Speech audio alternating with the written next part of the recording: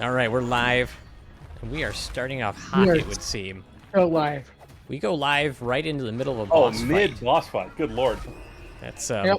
that's an abrupt. That's Everybody, easy. welcome to the Save Point Society. We bring you Death by Garden Knight. What was that boss called? It's Garden the Knight. garden night, I think. I think we can officially call this the second meeting of the Save Point Society if you don't count some of the other ones we did. What do you think? I will call this number 2. All right, I agree. this is the number 2.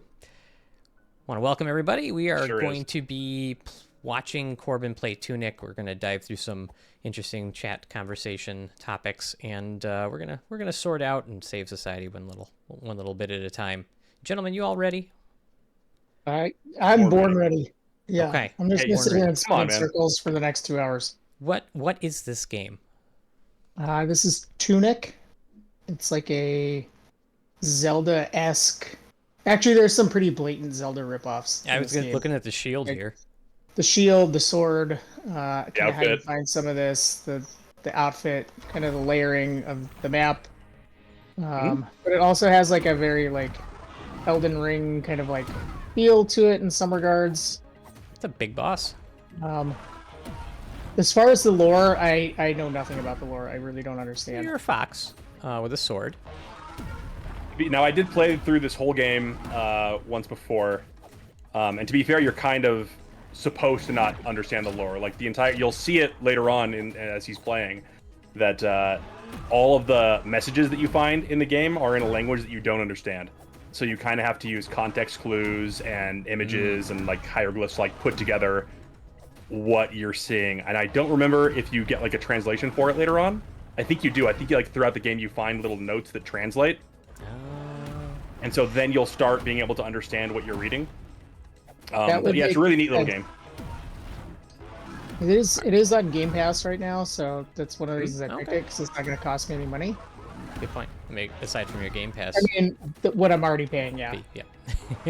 Is it? It's also brutally difficult, just like, you know. Are there most people Souls on the internet that have already like pieced together the lore and have like guides to decipher the language?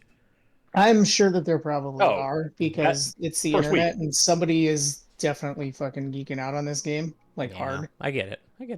Yeah. I saw that when that dude hit you and you exploded into coins. That's not what you're going for. You did not make money off that transaction. Well, I made it back, so I guess it Okay. feels a lot like the stock market right now. That's it. Just as wild collapsing and then and you pop it gotta right back dodge and up. roll to make any money in the stock market right now. I'll tell you. How many times have you fought this boss, by the way? I feel like I saw you fighting is- this. Probably like number 35, maybe. Fair enough. We got in the chat out there. We do. Oh, Dranith, yeah, I remember you. I thought you had beaten this. You didn't beat it? I don't know how I didn't just get hit there. No. Hey, man, take the charity when the game gives it to you. I would love to be here for when you actually do beat this person live. Oh my god. Ooh. No, your red bar is getting low. Do you want to do anything Yeah. about that, or?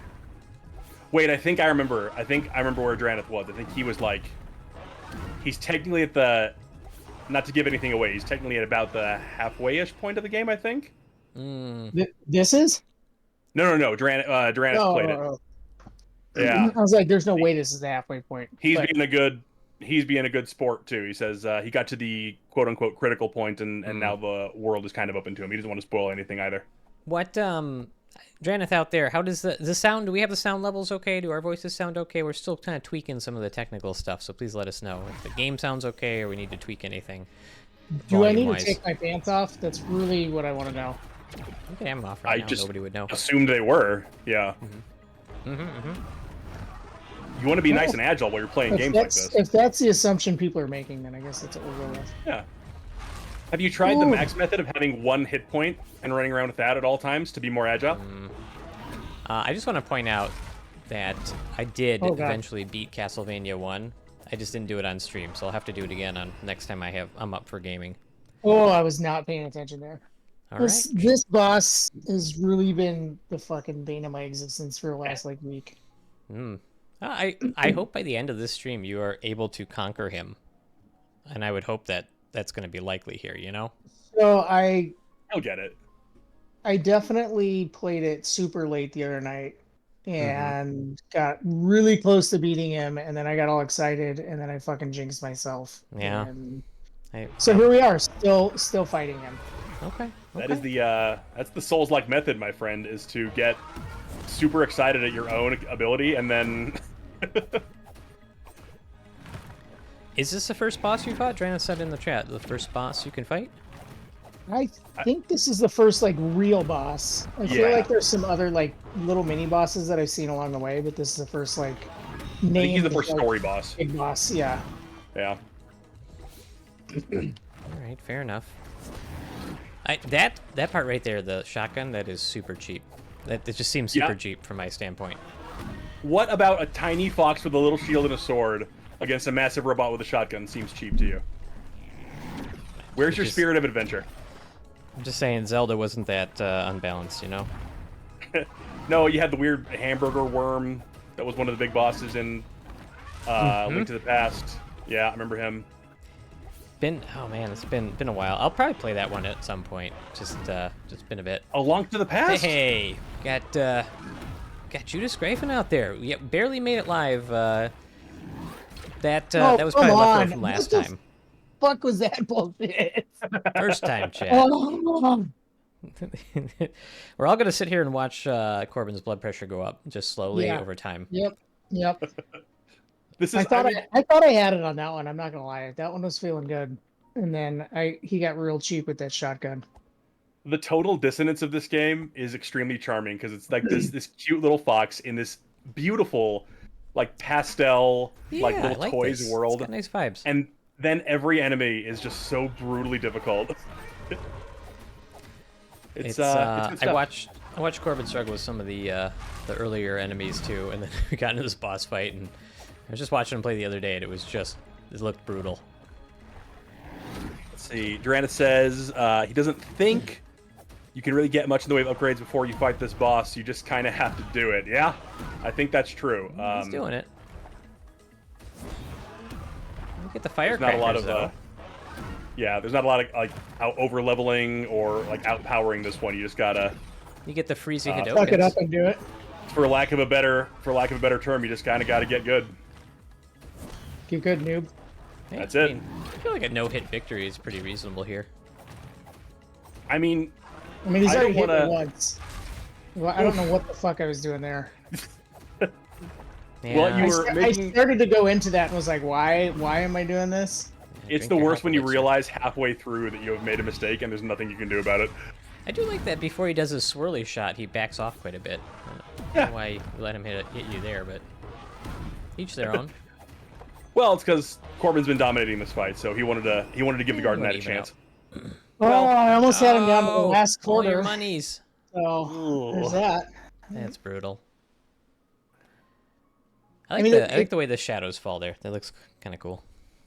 It's got a very figure out is you have to just be patient with this fight. Like you really can't like get in there and rush it. You're gonna have to sit Mhm. back and just take it. Just like the final fight of Castlevania. true. You are never gonna stop glazing yourself over that victory, are you? I'm so happy. I'm so proud. So true story. Today had a job interview and I absolutely talked about beating Castlevania last night. You actually made it happen. Yeah, Well done. I did. I totally did. How did you fold that in? How did it come up? I was prompted with a question that it wasn't exactly like Ooh, something I'm you're that proud bad. of. But thank you, Judas. It wasn't like what are you most proud of, but it was like it was sort of like how are you doing something that open-ended, and I was like, well, great that you asked because like I don't know who else to tell about this, but I definitely beat Castlevania 1 on the NES last night, and I've been trying for a while, and it was just I feel great about it, and they did find it funny, so I think it was Well done. I think it was well played. Did the interviewer give you their number? Because they were so impressed with you? No. Well, maybe next I time. did not, but it just I They really offer you a job because of that. I hope it will be because of that. I don't know if that'll be true, but I'm gonna pretend that it is. See, in this stream, we don't recognize the difference between causation and correlation, so we're going to go ahead and say that is the No. reason. Yeah, if I get the job, it is because of that. Yes. And if it could even be in spite of that, it just depends. But it had a good vibe, so I think it was well played. And there was another. I'm impressed that you did it. I thought you were just popping the boys, but apparently No. you're I a think serious man. the other thing that came up is at some point I'm supposed to give a medical talk about a topic of my choosing, and I get to really make it whatever I want within some degree of reason.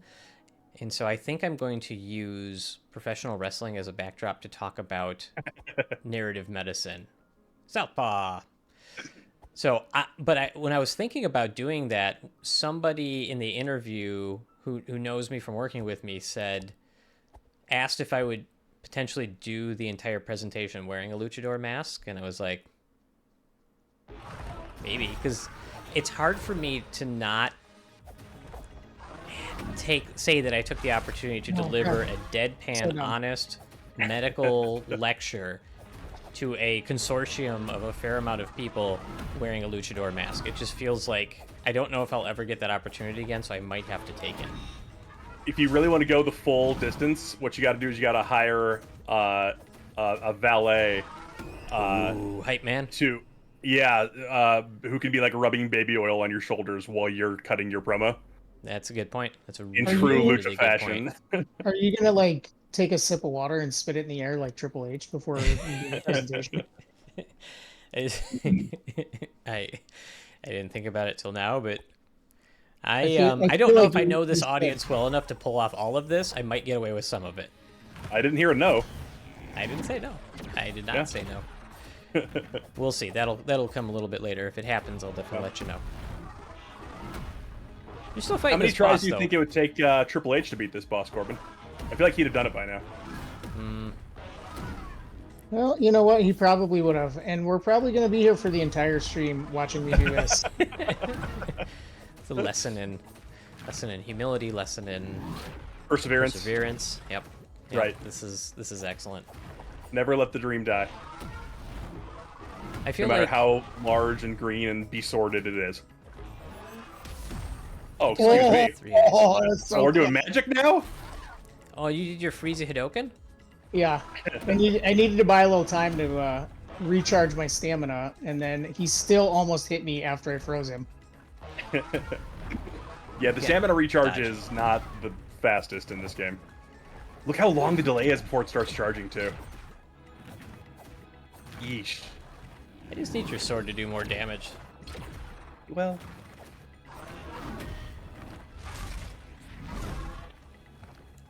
Okay, alright, we're getting the items involved. Oh, so your shield Nice. works against that. Okay. It takes a lot of stamina, though. Green bar is his stamina, and once you run out of stamina, you can't really do anything. Okay. And Hey, if you you can't get some dodge or shots block, in. then... Yeah? Oh, he's gonna swing it again. Fuck. Oh! I forgot we were down in the fourth, like, in the fourth bar. Because that's what he does. Like, He he'll goes a swing. little berserk, huh? Yeah.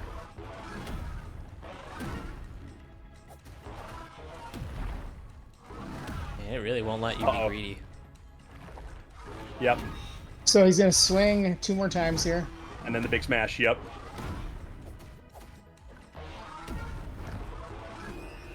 Oh! Oh! was I out of held my breath stamina. and wasn't saying Yep. a damn thing. That was... We were How many being so firecrackers kind. can you do? That did a lot of damage. Did they? Mm-hmm. I didn't feel like they did. It I took don't know off what almost an it- entire quarter of his health. No. I thought it did it not? No. No, there's no way. They wouldn't be that kind in this game. There's yeah. Oh, I that was don't think they do that much damage. But in that fourth, so when you get him down to like the last quarter of his health bar, he does like the spinny thing with like the uppercut, and then swings 2 more times. And I continually forget about the second part of that move. And that has not helped gotcha. my like here, so he does that, but then that's it. But then when he gets to the fourth bar, then he swings 2 more times. As I cut off some of your screen on here, I'm gonna fix that right now. There we go. Grant, does this sound right to you? Is this basically a solo dev project? Andrew Schuldis. Let's see. He began working on Tunic in February of 2015 using the working title Secret Legend. He had previously made small games for Ludum Dare, but never a larger solo work. He quit his job at Silverback Productions to make the game without knowing his creative direction. Wow. The solo developer made this? Seems to be the case. That's incredible. That's pretty wild. Yeah. He had to have had help with like music and such, I have to imagine. Just because it's so polished and pretty. It is. Yeah, no, it's The art style is probably my favorite thing about this game. Yeah. it's got like nice, just nice feel to it. It's fun to watch actually. I was watching you play the other night, like I said. Oh, dude, what the fuck was I don't that? like I watching don't you even get know how annihilated, it moved into that wall. Ludum Dare is a game jam competition. I am unfamiliar. What does that mean? Does that mean Let's find out. Brandon's Ludum fact checking Dare, tonight? Fact check. meaning to give a game, is a game jam competition. Did that help? It was No. founded by Jeff Howland and was first held in April 2002. It is currently run by Mike Kasperzak, who has been part of the team. Blah, blah, blah. What is it? What does this mean? Brandon said basically a limited amount of time to create a game from a concept. Oh, okay, got it. I've heard of that before. Yeah, but this is like it takes so long to do this stuff. Well, he didn't do this at the Okay. Ludo or Okay. that's what he was doing before. Okay, gotcha. Yeah. No, there's no way. Yeah. No, this is He had crazy previously amounts of work. made small games for those competitions, but never a larger solo work. Let's see. Within weeks, he developed the game's protagonist, isometric graphical style. Welcome, Five. How you doing, man? Yo. That's where Super Hot came from. Who is it? But Super Hot. Five's here. Friend called Five. Yup. Okay, so it's not a fully solo dev. Let's see. In March 2015, he met with composer Terrence Lee and audio designer Kevin Regami, who soon became the composer and audio Actually, designer. those bombs do a ton of damage, actually. Where do I go get more?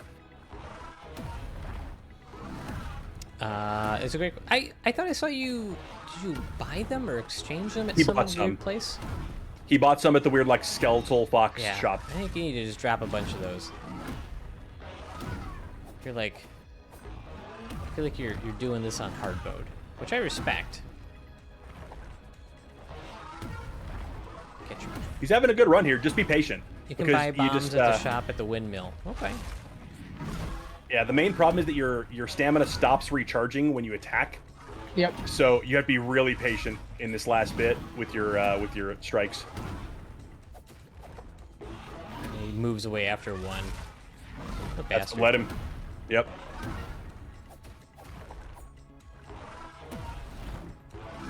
Yeah, I think that's so. Yeah, he ended up getting some more people to work on this. You'll never believe it. He says that The Legend of Zelda is one of the inspirations for this game. Really? No. I also Yeah. noticed that this boss has like 3 eyes, like in a triangular shape. Well, He's that a could mean force to be anything. reckoned with. That. No. He also cites Metroid 2: Return of Samus and a little-known game from FromSoft called Bloodborne. I guess it was a 2015 game. Oh boy. Those You are ever his played it? major. I've heard of it, so maybe I'll play it on stream sometime. No! Oh, go buy some firecrackers. Oh. That was the most tragic thing I've seen all day. I was so on point with that, too. Oh, I thought Corbin left. The chair was empty. I couldn't see. I thought he was Oh. oh, the stream is already over. All right, where do I go get these fucking firecrackers? I'm Something tired about a of- windmill. Let's Dickhead. see. Durana says that when he fought him, he went kind of ham on him and backed him up into a wall, so he couldn't jump back like that. Yeah, I don't know how I'm gonna be able to do that though. Geriatric Tastic also mentions that he wouldn't have done that if he was you. Okay, good. So Well, on your I next mean- fight, don't do that. You know what? I appreciate the advice. At least I would. Well, I gotta I watch you appreciate fight our these guys chat. again. No. I love the way that he like rears like to the side with his little chomp before he does it. Those guys were I so don't know. annoying. They're super cute. Figure out how I get to the guy I can buy firecrackers from. Gotta find Is the it there? windmill. Where the Yeah, I fuck think is you have to that? leave this area. You have that The little windmill is in sneaky like the starting platform. area.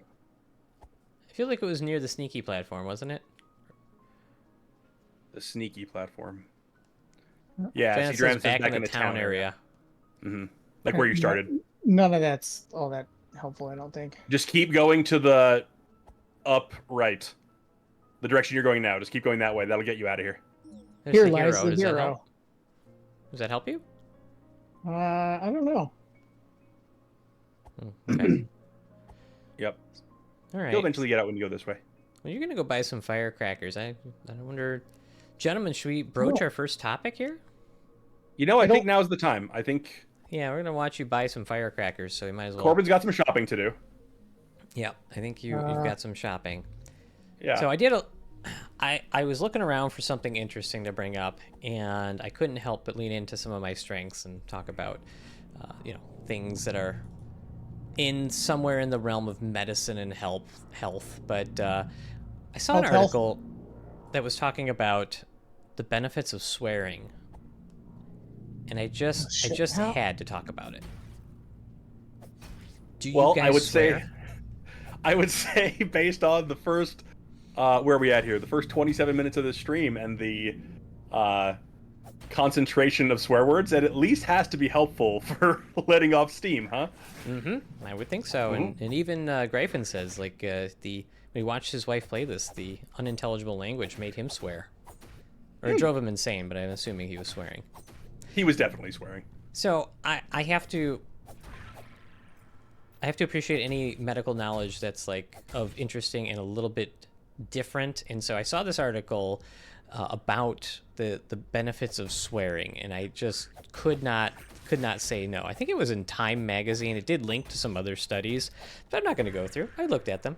They seem reasonable, and we're not talking about a high stakes topic here. So it was. Yeah, this isn't. I don't think there's gonna be too much fact checking on this one. I'm gonna take my my foot off the pedal for this one. There's links, so we should put some links to it. But one of the interesting things was that some of this seems intuitive, but I thought it was pretty neat to see that there's actually some demonstrated evidence that swearing causes hypoalgesia, which is just like low amount of pain feeling. And so thanks for tossing that link out there. So a study was showing that if you swear, it tends to decrease your sensation of pain. I don't know. Have you guys ever shouted an expletive? I've never fucking sweared in my life, so I don't know what you're talking about. Yeah, Corbin's not going to be very helpful on this topic. Let's see. Duran says that Mythbuster did an episode where they tried to see if swearing helped them withstand pain. Ooh. What was their finding, Draneth? Does that back up our esteemed evidence base thus far? Oh. The evidence that they talked about in this article, they did a study where they would have people put their hands in like in ice water to see how long they could keep it there before it was too painful and they'd have to remove it.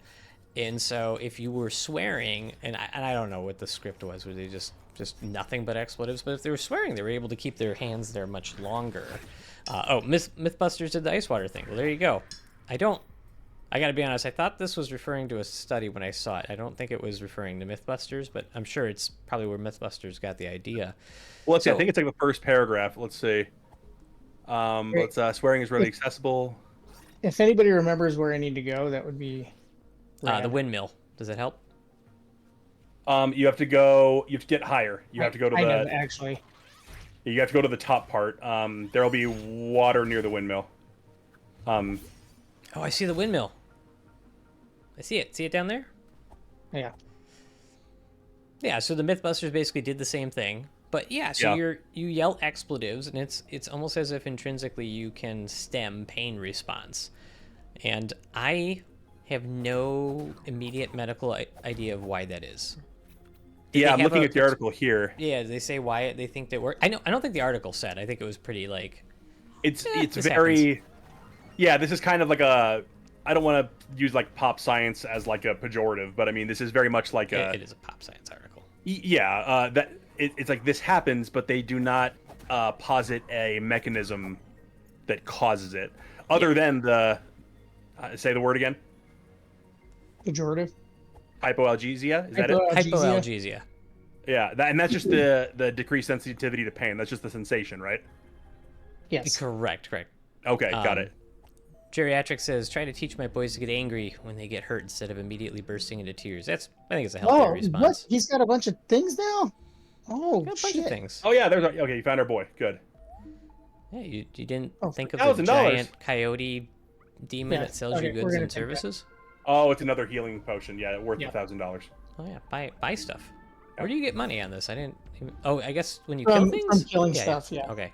So I just seen you like kill a lot of things. in your FromSoft games, like experience and currency are the same thing. Gotcha. Yeah. Stocking up. Not. Although Greg I don't- says not sure it works terribly well for nerve pain. Just saying. Well, that can be more constant, so I can totally get that. But this is like you stub your toe and you just start screaming expletives, and so there might be something to the distraction of it, right? You're just swearing, just yelling.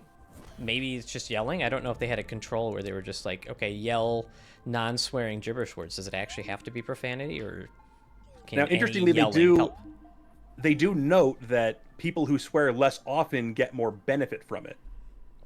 Oh, So yeah, there also yeah, seems yep. to be a diminishing returns as far as Yeah, well, I mean, the that's effectiveness. when you hear somebody who doesn't swear, it usually gets your attention, right? True. As opposed to like if you're swearing all the time, it's sort of like a drug tolerance, right? It's if you take certain medications over and over again, you build up a tolerance to them. So if you swear over and over again, you sort of build up a tolerance to the effect of what it does to decrease your pain. And it says, like when you hear a doctor playing Castlevania, that doesn't count. It didn't decrease the pain. It No, really that totally counts. If anything, the pain became more acute over time. If It anything, did. It did. Yep. But Do you yeah. think So 20 dynamite is going to be enough for this fight?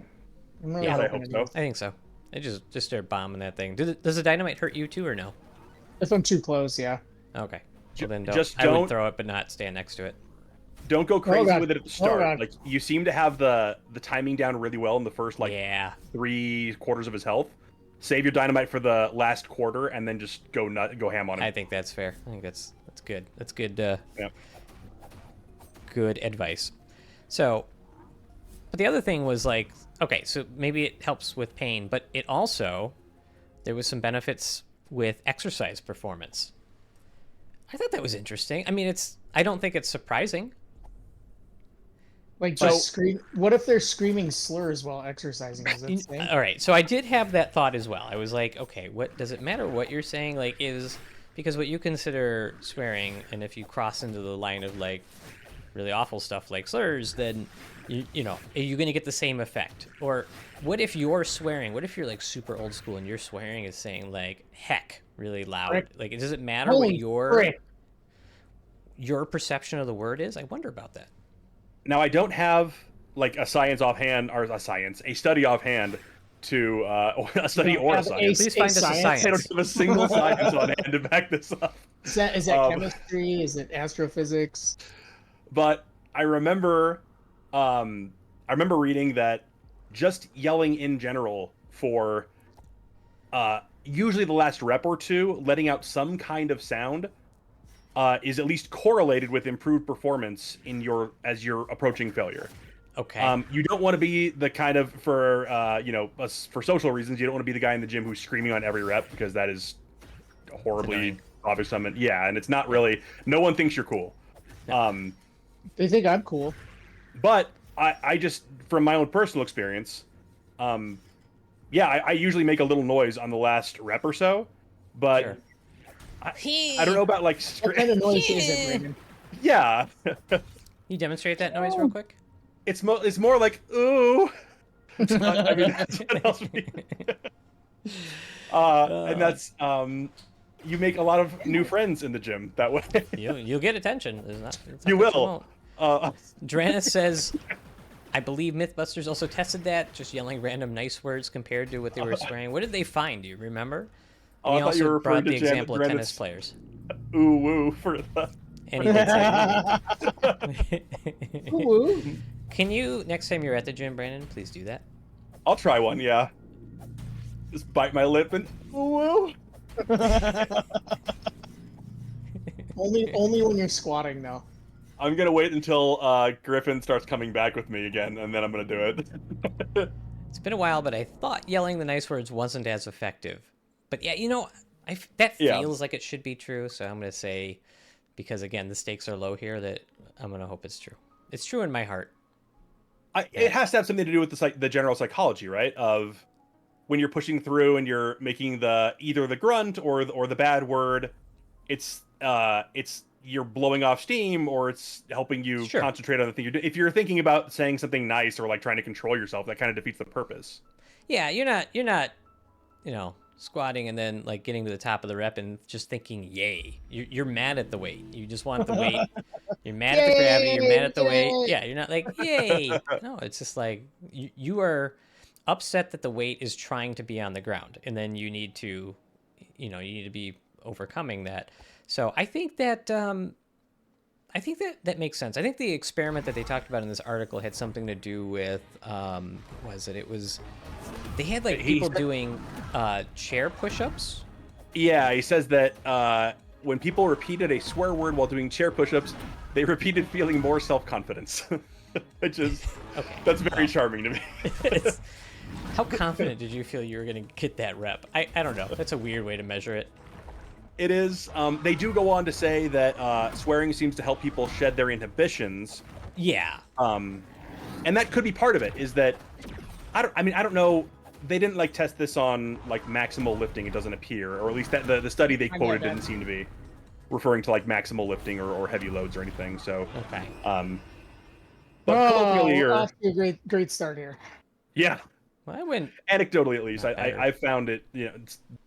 There is some pretty good application that as you're pushing through those last reps, if you're trying to concentrate on like being quiet and polite, you are gonna have a harder time than when you don't need to full on scream, but what you're saying is you should not be demure in the gym.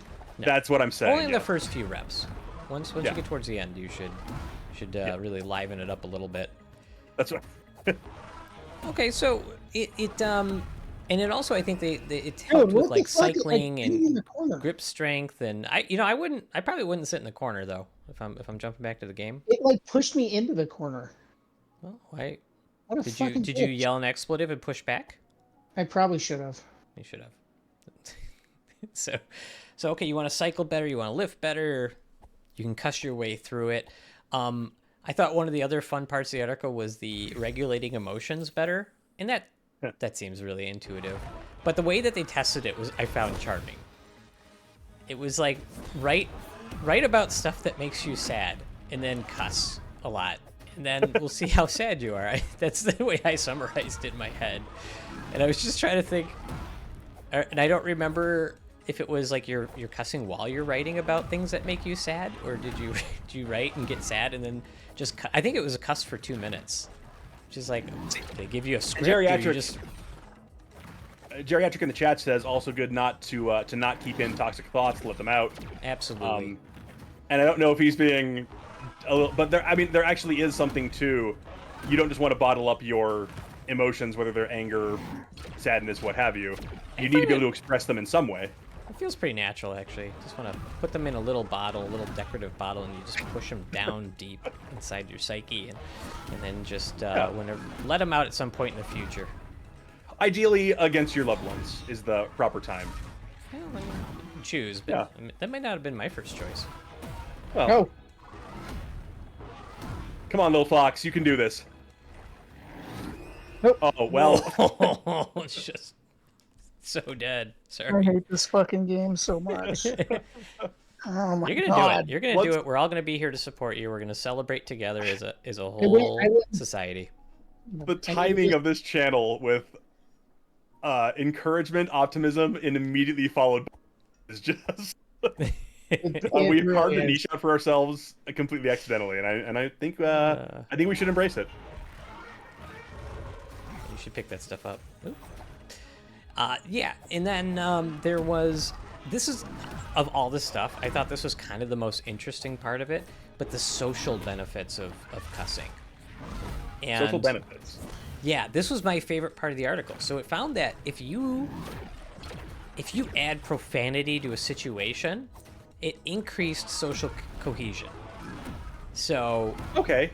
so what it did was they found that basically when you're cussing, it made people feel more comfortable. Like, it made things more informal. And so it kind of increased social bonding. And probably the most fascinating thing that they talked about in that was I'm laughing at chat. Judith Grafen is a genius. So Don't read chat. You're the moderator. I'm the chat boy. I know, but it popped. You're not allowed to I thought, read. All right. No, well, please so read. it was that they did a study where they gave people, they allowed them, either read it to them or they let them read trial testimony, like jury type, something that you would read to a jury. It wasn't real, it was, like made up, etc. But they had one script that had no profanity, they had another script that had profanity. And the script with profanity in the testimony was felt to be more believable because it kind of had an air of authenticity to it. So the profanity actually made these people doing this, doing as research subjects, taking the part of a jury or whatnot, they empathized more with the testimony that had profanity, and that feels very delightful in my heart. No. Yeah, We're down my to guess. the fourth section. Well, it might be dynamite time. See how you're feeling. Yeah, my initial, when you said the social benefits, and talking about social cohesion, my initial thought was that, yeah, you tend to be a little more reserved in your speech and your word choice. It just keeps running away from my dynamite. When you're like meet new people, or if you're in a more formal setting. But when you're with, close friends or people that you have, more intimate relationship with, what have you, it's just, you speak a little more casually, and I think swearing just... Sorry, I'm just watching Corbin die. I'm watching Corbin scam now. And now don't you feel better? No. Wow. Oh. But the dynamite is doing fucking nothing. As soon as I throw it down, he just fucking runs away from it because he's a little bitch. You're letting your feelings out. I appreciate that. Fucking eat my dynamite, you dumb whore. So, hey, easy now.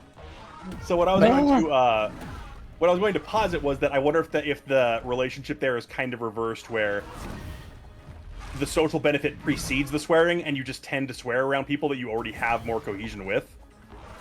Well, funny you should mention. They actually had a term for this in the article. It was social etiquette, swearing etiquette. So, like, knowing when it was appropriate to use in like what situations it would be beneficial to swear. And I love that that's a skill set. I like to think that's a skill set that I have. It's like an emotional intelligence kind of thing. It's like, Yes. it's okay. In general, polite company, you don't know. It's probably not. It's probably not the right thing to do to swear. But if you are in an audience where you can read the room and then swear appropriately, it can actually increase your social interaction benefit. I'll say, like, personal experience on that. Let's see. Geriatric says that there's a fine line of just right and too much. I'm gonna go ahead and agree with that. I don't think that's a position that you're gonna push back on too hard. It's like seasoning. It's seasoning. Yeah. But I was gonna say, It's the right amount of salt, man. That's all you need. like, working in an office setting, in like large groups, you're not going to be tossing swears around. But when you're in like one-on-one meetings and someone you're a little more casual or a little more familiar with, it can be kind of like, it relieves stress and whatnot if you're able to, this thing has got you so frustrated, and you're able to swear to one another because you're not in that like performative role in front of a group. And you're using your swearing etiquette to know what's appropriate. I think maybe you should caution against, like, if you're giving testimony, maybe don't take the literal, like, I should just swear my way through it, like. Yeah, it's probably not a... I think you should probably be mindful in how you adapt this knowledge. Yeah. Durandon says they definitely swear in IT, and I cannot... Hey! Correct! Yeah. Da-na-na-na, da-na-da-da-da. So much clipping. Oh, Oh, what a great moment. My audio What a just great went wild. moment. Sorry, I was gonna very knock his excited dumb for. face off of that wall. Oh, we did it! Hey. Swearing helped eventually, says Dread. Fuck All me, right, we have dude. an N of 1 study. I had 20 dynamite. You did. Now you're down to 3. Use a lot of it. Oh my god.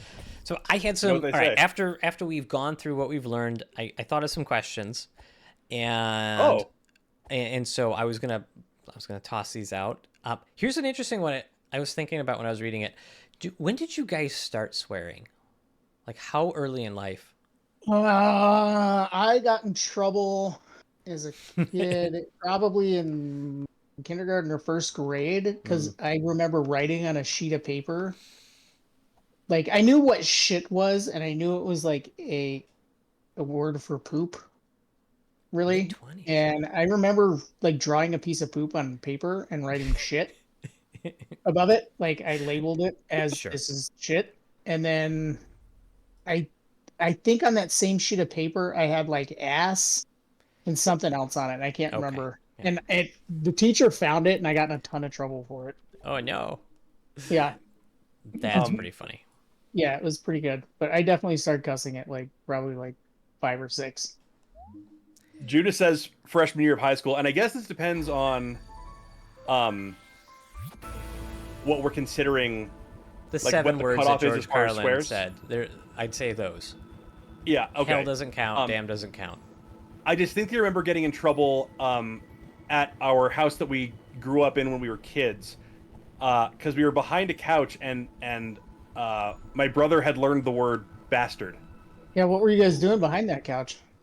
Uh, Probably playing one of our wrestling tournaments with Alien Mm. action figures and X-Men Mhm. action figures, and the normal boy things. Uh, Sure. Sure, but Brandon.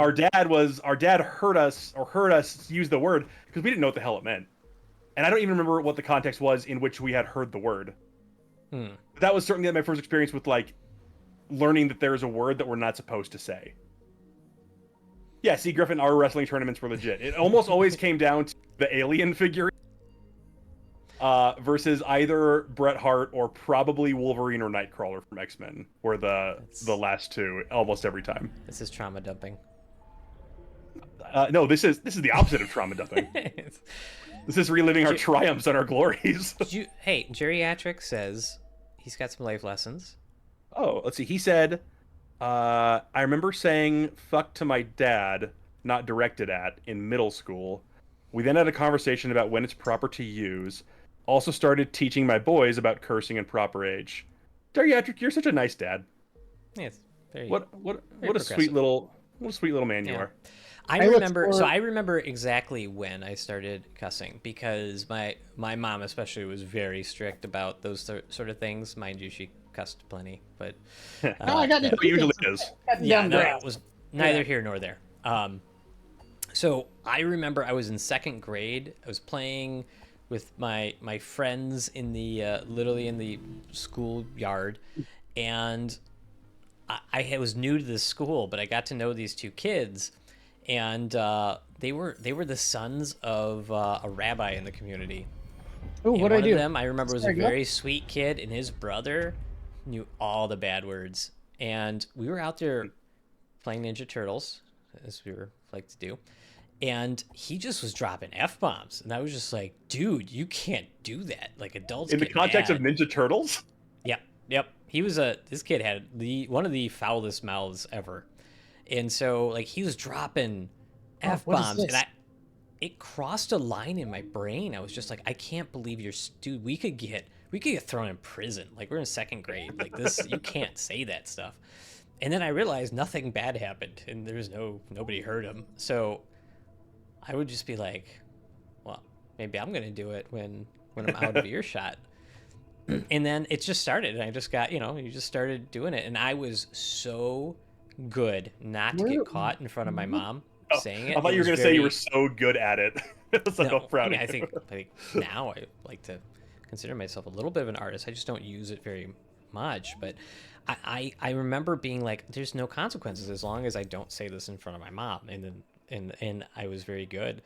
And then I realized too, as I was hanging out with my dad one time, we were fishing, and you could see a bunch of fish down below through the lure down there, and I was probably, I don't know, elementary school, and it like plopped in the middle of the fish, and like nothing happened. The fish didn't care. It was just like you could literally see them move away from it. I just remember saying shit. And my dad started laughing, and I was like, okay, so this is the swearing etiquette. This is when it was appropriate because I got away with it. So I couldn't say it around mom, but around dad in the right situation, he'd at least find it funny. What is this? What is this skill, Brandon? It said you were supposed to kneel down for 3 seconds in front of. Can you pull that instruction booklet back up? You need to find that thing, and it says you're supposed to kneel down in front of it for 3 seconds, and apparently something will happen. Well, what the fuck is that thing? I don't know. I thought you played this. Years ago. Been out for years. Oh yeah, Spirit it's been out for a Bomb. long time. Dranis says Spirit Bomb. That's the one. There you go. Give them your energy, or no, they need to give you their energy. Did you I haven't watched guys Dragon ever Ball hit a live. spot where you felt comfortable swearing around your parents? Almost immediately. Okay. I think it was probably like. I don't think I was comfortable swearing around my parents until like post college. That's same for me. I never swore in front of my dad. Part of that was the healthy dose of fear of my father. Sure. But it just never got to that age with my dad. So, but now in front of my mom, sometimes I have to tell her like, hey, chill, lady. But it's no, I think like so it's probably like mid-20s or so. I think before I geriatric says it took a while to feel natural. I agree. Yeah. I think it's more natural to you too. You also do tend to pull back because I feel like when you start swearing, you just go every other word, like because it's this new and it's this rush of it being this illicit thing that you're just forbidden. Exactly. But then once you become an old pro, then you know when to pepper him in. When's the back to the etiquette? Absolutely. And also, did oh my god, oof, I hit the wrong button. you died. You blow yourself up there? Yeah, I fat fingered that you real hard. It happens. Did I was curious, this might be a fun fact check. I feel like I've heard rumors, but I don't know if what's true. What is the actual origin of the F word? Oh, fact check. I'm on it. The rumor that I have heard is that it was an acronym for, like, back in the Middle Ages. It was like, what is it? Fornication under consent of the king. That's what I've heard. I've never looked into it, so I don't know if it's real. I've heard. I feel like I heard somewhere that is like a bogus thing. But it also it sounds plausible enough that. Correct. That's why I'm curious about it, and I did not look it up before this because I wanted to see what we come up with. I don't. Do you want me to say what I found? Well, what's the source? I don't. This is dictionary.com, origin of the F word. Okay. I don't love that my voice is going to be saying these things, but here we go. I love this. The F word was recorded in a dictionary in 1598. John Florio's A World of Words, world spelled W-O-R-L-D-E, and words spelled W-O-R-D-E-S. Okay. This is some old school English here. It is remotely derived from the Latin futurere, and the Old German ficken, meaning to strike or penetrate. Okay. Which had the slang meaning to copulate. Okay. Eric Partridge, famous etymologist, said that the German word was related to the Latin words for pugilist, puncture, and prick. Let's sounds see. Plausible. Yeah. One folk etymology claims that it derives from for unlawful carnal knowledge, but this has been debunked. Okay. Let's see. The word became rarer. Okay. That's about it as far as the etymology goes. I'm seeing if I can find other. It does have its own Wikipedia article, which is pretty funny. No, it should. Yeah. There Etymology. are more obscure subjects. Well, that's a fun little switch. That was fun to watch. That was Let's cool. see. Oh, Yeah. look at that. Oxford English Dictionary states that the ultimate etymology is uncertain, but that the word is probably cognate with a number of Germanic words with meanings involving striking or rubbing, and is derivative of the Old French word referring to, for politeness' sake, relations. So interestingly, that seems in both of the dictionary definitions that dictionary sources that we found there, they both refer to the physical act, I feel like which is a little Oxford surprising to is me. a pretty good dictionary source as far as I authenticity think so. goes. It's And kind of it's funny because ones. the etymology section on that we have here is about half as big as the false etymology section. Okay, So, gotcha. yeah, people seem to have made up their own sources quite a bit, but so it seems to be German in origin. Which, I mean, if we're being honest, like we all saw that coming, right? I think we Just should the have, sound. Yeah. Yeah, just the sound in and of itself, you know. It's got a guttural feel to it, you know. It does. Geriatric wants to know what everyone's favorite curse word is. That the F word is my favorite one. It's the Hands most down. universal. It can be. It's like I think it can be just about any part of speech. Like it's a noun, It it's can a be verb, a noun, adjective, adverb, verb. adjective. Yeah. Yeah. Could be a preposition maybe. Big fan. I know Yeah. it's not the. I like a good goddamn every now and then. That's I Wait, think is this the thing I need to like bow in front of? It looks like it. I think it is. Yeah, because there were stairs and 3 seconds. Yeah, look at that. Oh baby, Oh. Cool. Oh, it's look, you did it. pretty. You won the game. Fifth Element. That really did have some Fifth Element vibes. That was pretty rad. I enjoyed that. Liked that. And for everybody that's new to the channel, fun fact: Corbin was named after the Fifth Element movie. True story. My parents knew that movie was gonna come out someday, and decided to name me that. Is this where we find out that Corbin's dad is Bruce Willis? Oh, My dad is definitely Bruce Willis. Yeah. good call. Yeah, so I think it's just hard not to have the F word as your favorite. Forest So temple sealed at the root of the world. Okay, so that's where these things exist, huh? Sick, dude. What's your next question there, Doc? I'll tell you what. I will get to our next topic in just a moment. I'm going to grab a little bit more beverage and. I thought you had multiple questions for this. What's okay. that? I never did. mind. I think those were the big ones. Actually, one of my questions. I'm so sorry. I didn't mean to. You're stepping on my role now. Make this contentious. I'm so sorry. Maybe I'll start reading chat again. Do we know what the gold coins are for? Because I want one of those. Gold coins? I'll be right back, everybody. Granite says that it sounds like an anachronism to him, which I believe means like a thing out of time. Right? Anachronistic, isn't that like a, let's see, belonging to a period other than that being portrayed? Yeah, okay. Oh, you're talking about the little Neely statue thing. Yeah, this game's definitely got its like. You know what, Griffin? I wasn't trying to step on his role. Okay, we're new to this. We're trying. Oh, Corbin's name. That makes more sense. Yeah. What's wrong with my name? What's Griffin got a problem with? He's referring to the idea that your name was derived from the Fifth Element as being an anachronism. I think he just likes that word. He wanted to sound smart. Which is good, because with Max not in the picture, someone needs to step in and be the smart one. That is correct. Yeah, Max is the smart one, I'm the handsome one, and you're the wild card. I thought I was our both. roles. Yeah. I thought I was the hybrid. By the way, you know we didn't acknowledge we're missing one of our members. We are. Rest in peace. I can still hear his voice sometimes. No, he's fine. He's R.I.P. in peace. No, he's just not in his place right now. He wasn't near his microphone, so we'll be happy to have him back. He could put the microphone inside of him. Yeah, no, it's much. I can't see him, so he's gone forever, Max. Okay, no object permanence over here. I get it. But yes, Sean could not make it tonight, and he will be here with us on the next Save Point Society meeting. So anyway, you were asking. He better, otherwise we will disown him. We got a one-strike policy.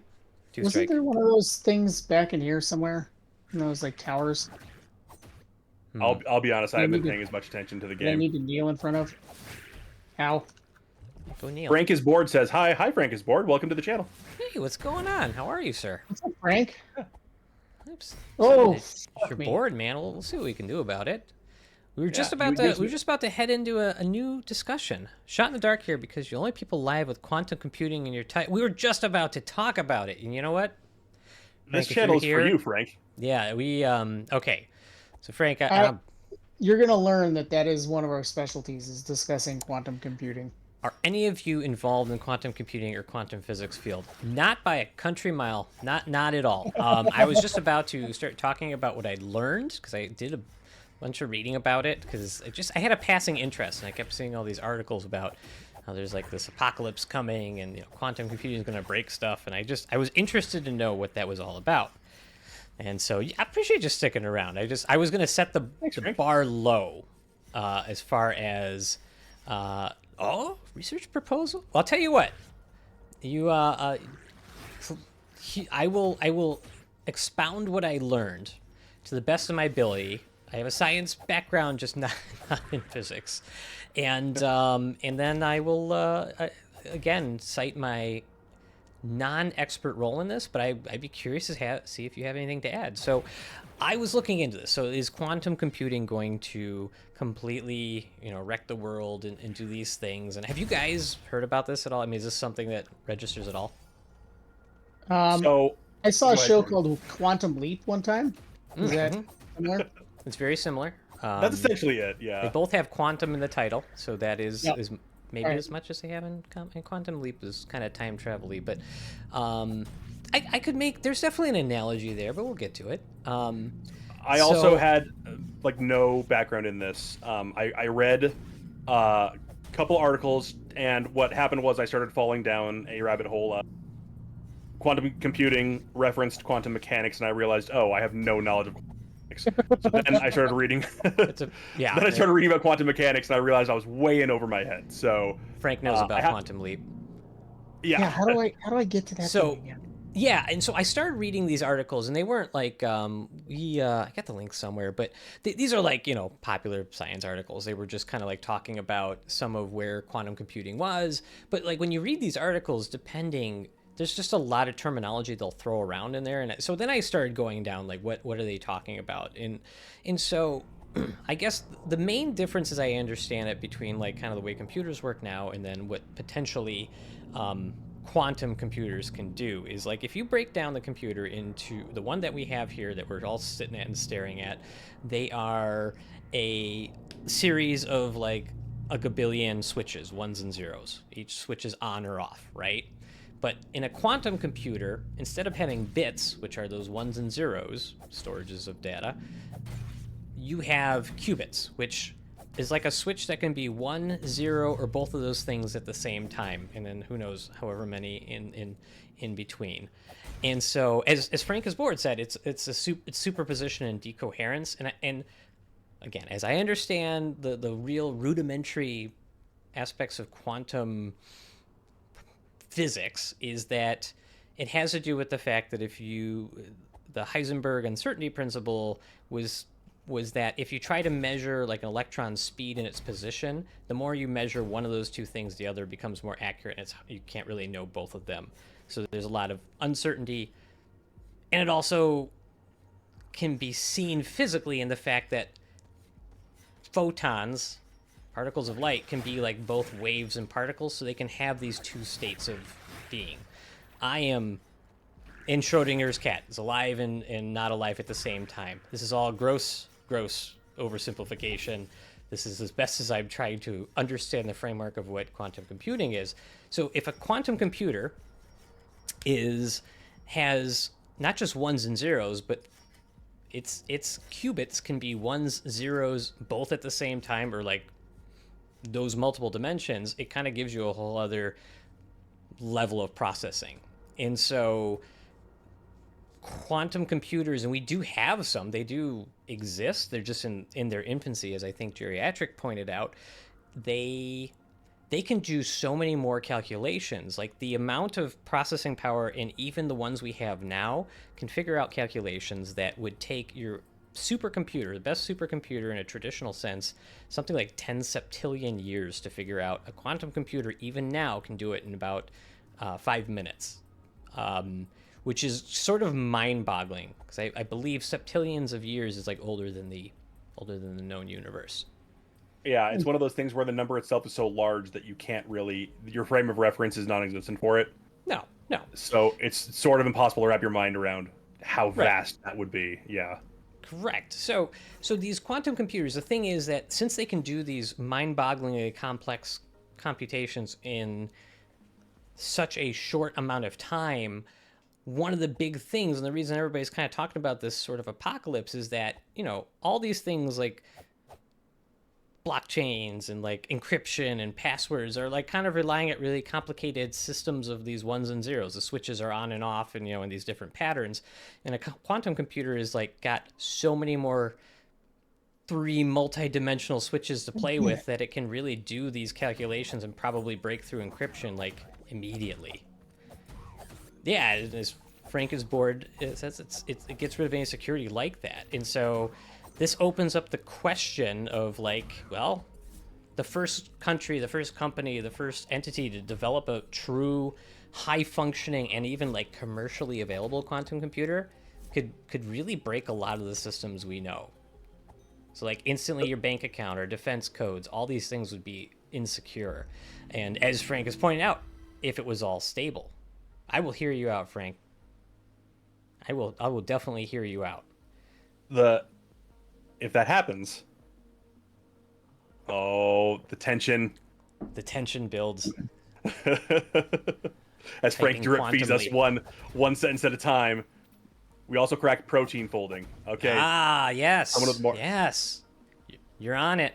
So one of the interesting questions in these articles was, okay, number one, can we do the thing? We can to some degree, but the problem is the amount of processing power and all that. You can't do it in a regular computer. These computers are like ultra super cooled. Their circuits run at like near absolute zero.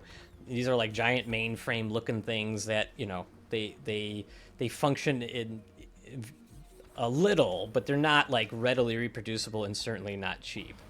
And so one of the questions is, all these companies making them, how can they afford to make them, number one, and then number two, what are they going to do with them? And so, as you pointed out, Frank, one of the applications that could be mind-blowing is that these computers could potentially have such incredible modeling, being able to figure out how three-dimensional proteins like fit together, or what a three-dimensional protein that, say, binds to a cancer cell and tells a white blood cell to kill it, what it might look like, how you might make it. So it has these incredible, it could do these complex models to like really solve these big problems. And it could probably play Snake too, like crazy. Like it would be, and that's, hold your thoughts on that, geriatric, because I do have a question regarding that. But and it could also potentially develop medicines. It could financial modeling. Brandon, you do number stuff. Financial modeling of the markets and stuff like that. Like a quantum computer being able to try to take into account all these variables and figure out, could it just break the market? Could it just win the market? Is that how it works? Is that how numbers work? Make the market better. So Frank says we would have to rid ourselves of modern finances. Yeah, when you're referring to the market, you're referring to a lot of speculation. And if you have a computer that can run, if you have a computer that can essentially run, I guess, relatively infinite simulations, compared to what we have now, then yeah, you're well, and that's sort of what it got down to when we were talking about when the article talked about national security as well, was that when we're talking about encryption. I guess the question is, let's see, and the simulations are ran off the coding of our reality. I guess the first thing that came to my mind when I was reading this article and was talking about the kind of race to get this quantum computing going, and the first nation to get one, and I'm sure I'm not the first person who's made this analogy, but it sparked of nuclear weapons. It sparked of something of an arms race. And do we end up back? Is how they discuss it. Right. Do we end up back in the world of mutually assured destruction where we have to, like, all countries kind of have to have it? If only one country has it, there's too much of a superiority there. Yeah, correct. Frank says that it's definitely the new arms race. And that's kind of what I'm reading about this. You know, I guess the flip side of that is it overblown or not? I don't think so. Based on you heard my Right. level of understanding of this. I mean, I'm dazzled by it. I think, and it's certainly countries like China are actively pursuing this as we are, and then they're also pursuing defenses to it. I guess could you use quantum computing to then do encryption and stuff? So That I was gonna think be my next question. that's going to be the countermeasure.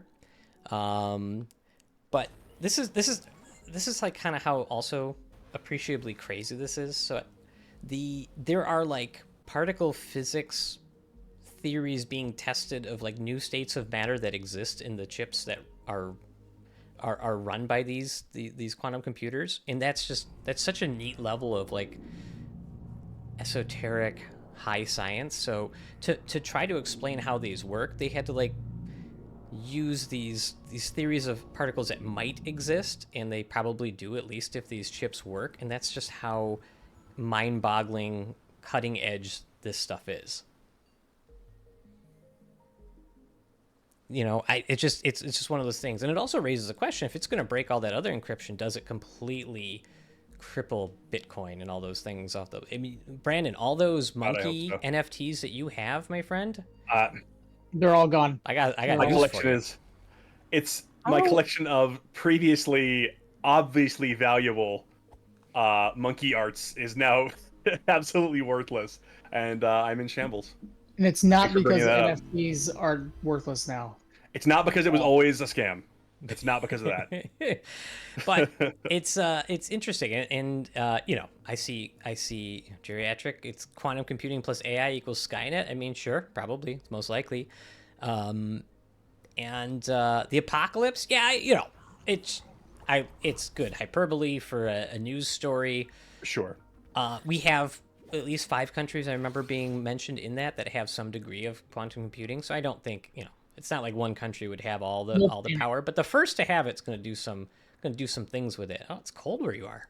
Yeah, the article references Griffin. The article references that if one country is able to get a more viable version of this, where they can basically hack the encryption of other countries, then it is a little bit apocalyptic in the sense of those countries' secure data is no longer secure as compared to this single country. Let's see. Frank says on Congress.gov, the House Science, Space, and Technology Committee hearings are on where they talk a lot about how our country is financing and moving forward with it.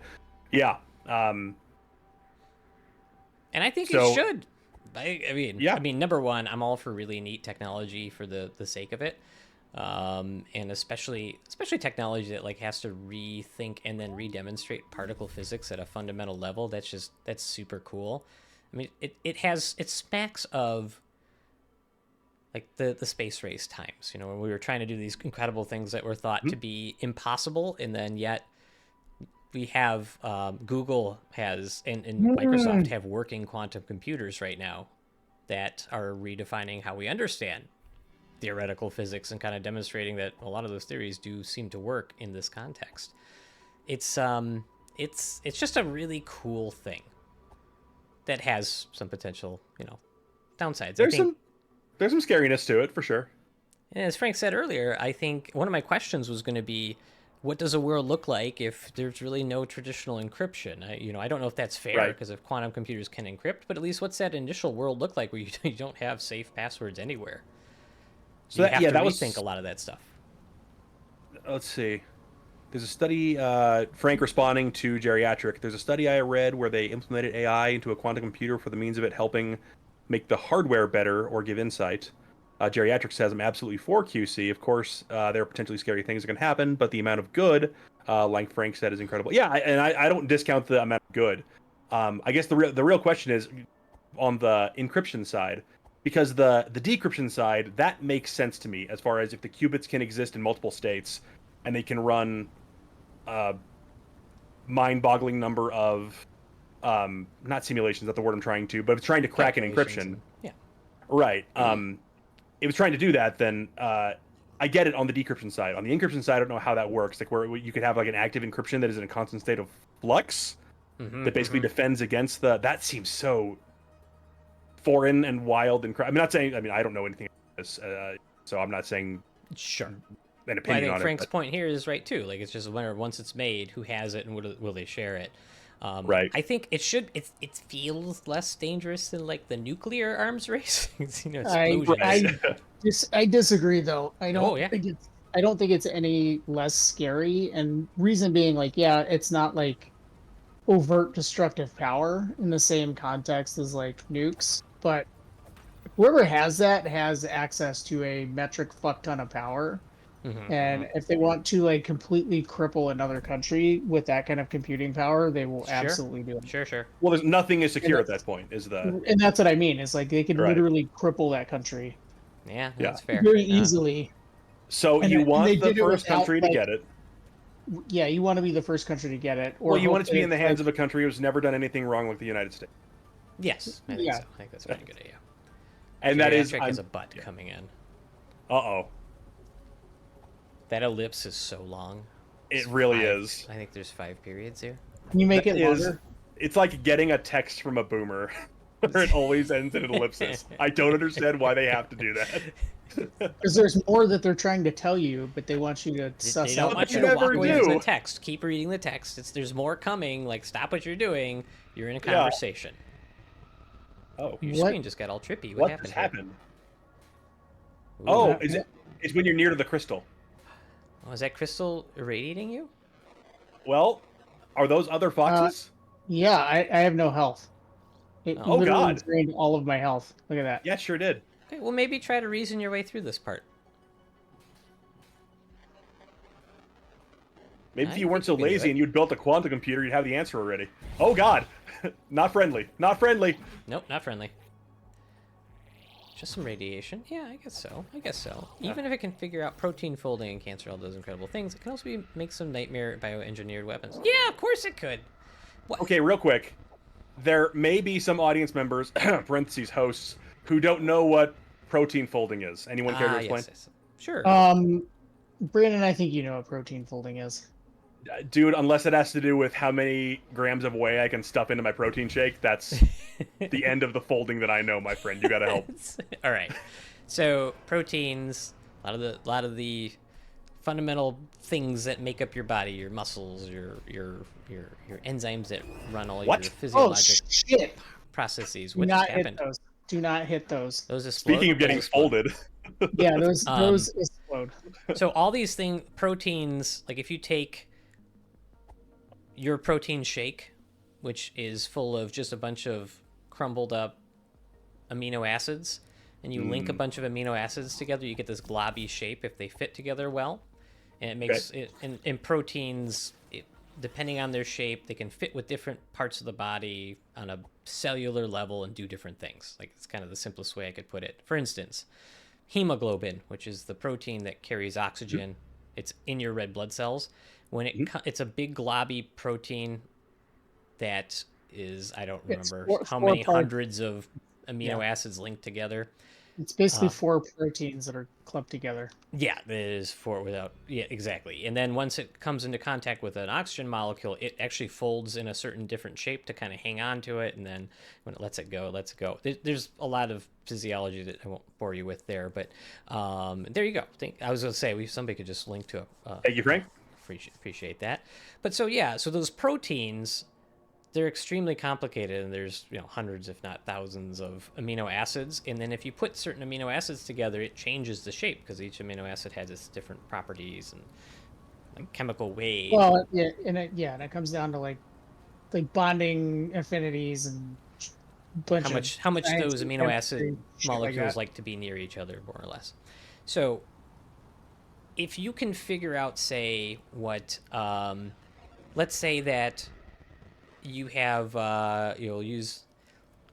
out like COVID. Okay, you have the spike proteins, and you want something that can touch the spike proteins, a protein that then attracts white blood cells to get rid of the virus.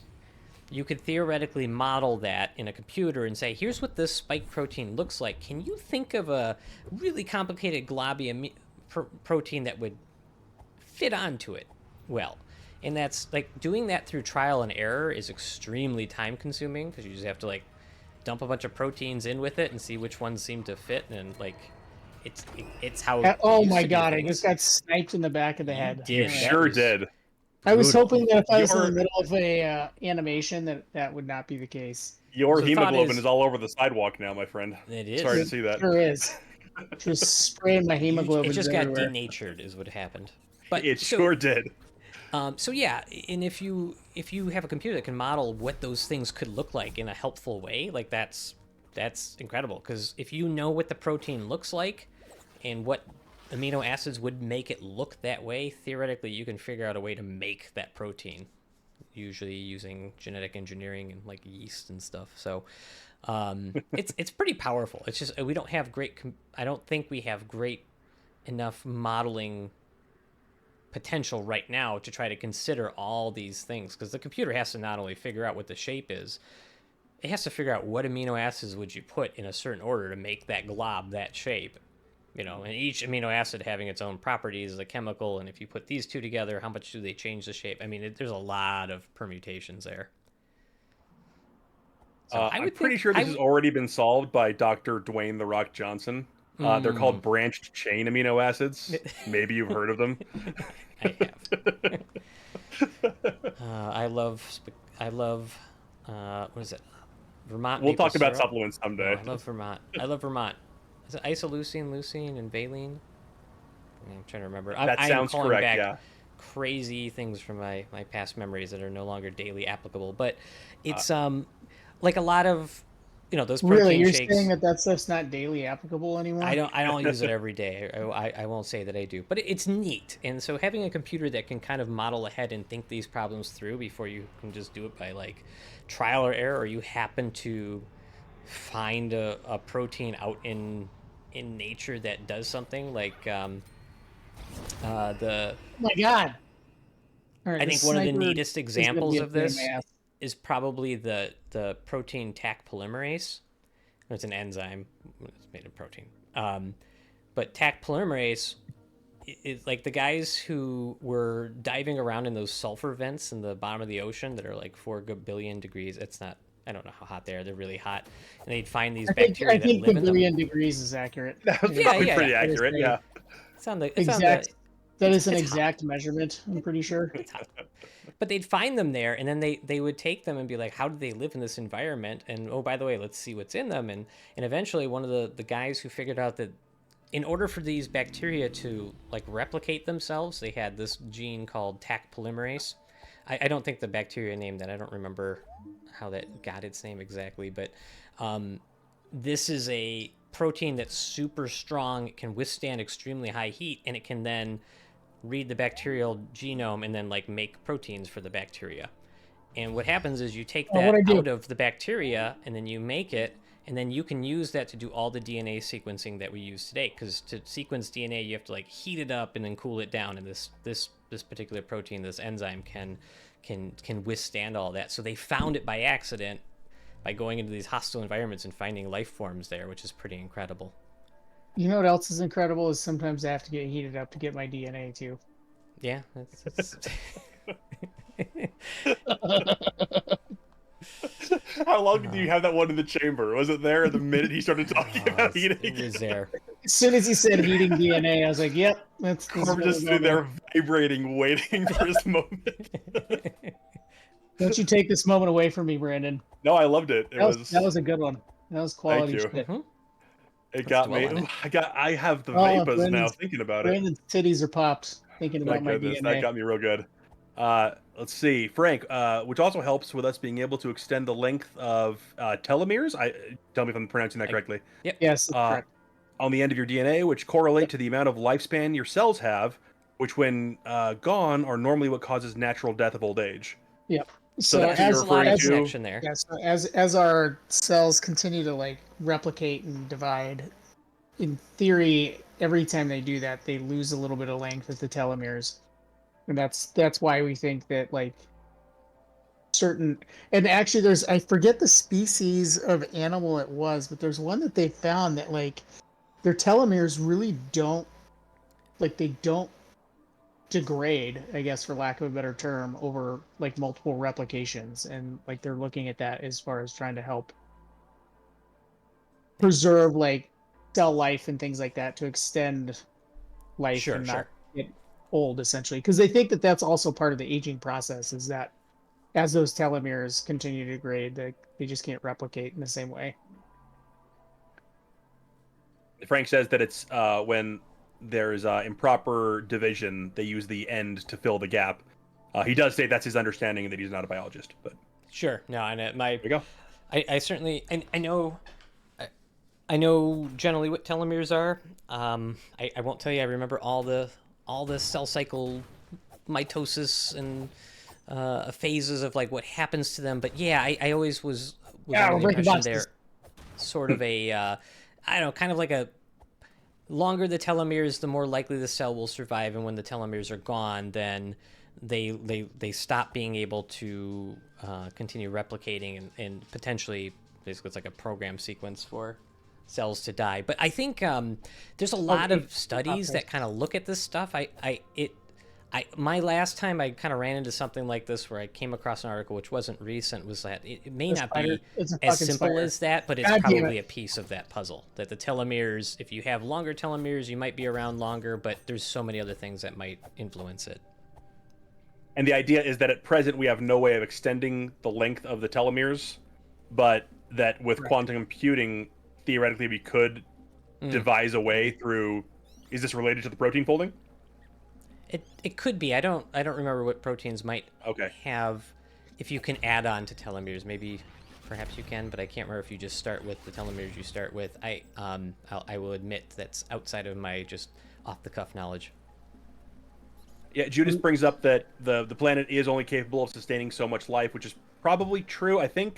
I remember Corbin mentioning last time that is it like 10.5 billion is the Roughly, I think it's like right around 10 billion is considered carrying capacity for considered capacity, and we're 8 planet. now, right?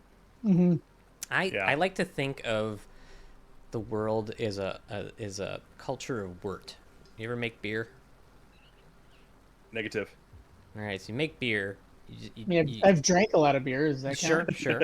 But if you're making beer, what you do is you get your water, you put your malt in there, you heat it up so it releases all the sugar, and then you put your yeast in there, and then they eat all the sugar. They give you alcohol. But what happens is, as they eat the sugar and they make alcohol, it's their waste product. It just happens to get us drunk. But as they make their waste product, they breed and they multiply. And so they're in this container you've made, and they keep breeding and multiplying and making more alcohol. But the alcohol is poison, and they eventually just more or less kill most of themselves off because they made a world of their feces that you drink and they live in until they don't. And then once that happens, they like hit a certain point where it's just like, nope, the yeast have killed themselves off. Their world, the wort, that's the beer that you make to ferment them in, becomes hostile to them. And I always have to look at that and go, we're sitting in the wort. We're making our own wort right now. Is that yeah, yep. okay? Who is drinking that wort? Is really the question. Why is this guy flashing blue? Not to. The other ones are like yellow. That's a good question. Not to sidetrack too much. Is this the first generation? I remember hearing this, but again, I don't have backup on this. Is this the first generation that's expected to have a lower life expectancy than our parents' generation? Millennials are, yeah. Millennials are. Ooh, you should. I don't see why. That. Everything is great. I don't see why that would be a thing. All right, Brandon, get on that. I should verify that. Let's see. Yeah, let's verify Fact that. check time. Yeah. Okay. Let's see. Would you say it was sent to Dreyain? That would be the. Oh God, why am I forgetting the band? Smashing Pumpkins. Durana said the world is a vampire. Oh yeah. Okay. Santa Dreyain. Yep. I need you to get back to that fact check. I'm sorry, I got distracted by Dreyain. I'll watch chat while you do that. Most Thank you, I people appreciate die modernly from disease or heart problems or cancer. I'm pretty sure. Yep, I believe generally speaking, I think cardiac is still number one. I want to say, and I want to say cancer number 2, or is pulmonary number 2? I think it's cancer is number 2. If I remember right, but it's been a minute. And I It's would like, say, Frank, too, as you said, most people don't die from old age. I think the only addition I'd make to that is that so many of those problems, like those cardiac problems that now are number one, we see them because people are living longer, and so we have more of them. Partly because your average lifespan now is so much longer, we see so much more cardiac disease that is the end of life, but so many people live to get to that point. I mean, you could argue that like nobody really dies of old age, if you really think about it. It could be Sure, there's some like organ system gives out. yeah, some underlying something, and it's technically we all die of cardiac arrest, so Sure. But yeah, I mean, all so semantics. it's one of those interesting things as we live longer through all God, I these really new hope somebody joined the technologies. chat right as Corbin said that. Yeah. As we live longer, these are the things. So we're living through these new technologies like quantum computing and trying to, can we use it for good, and then like all the problems that will obviously cause with it. And I like to think that we could absolutely use it for good, but people are people, which means we won't. Right. We ultimately die of organ failure. That is technically true. I'm having a little bit of a harder time finding.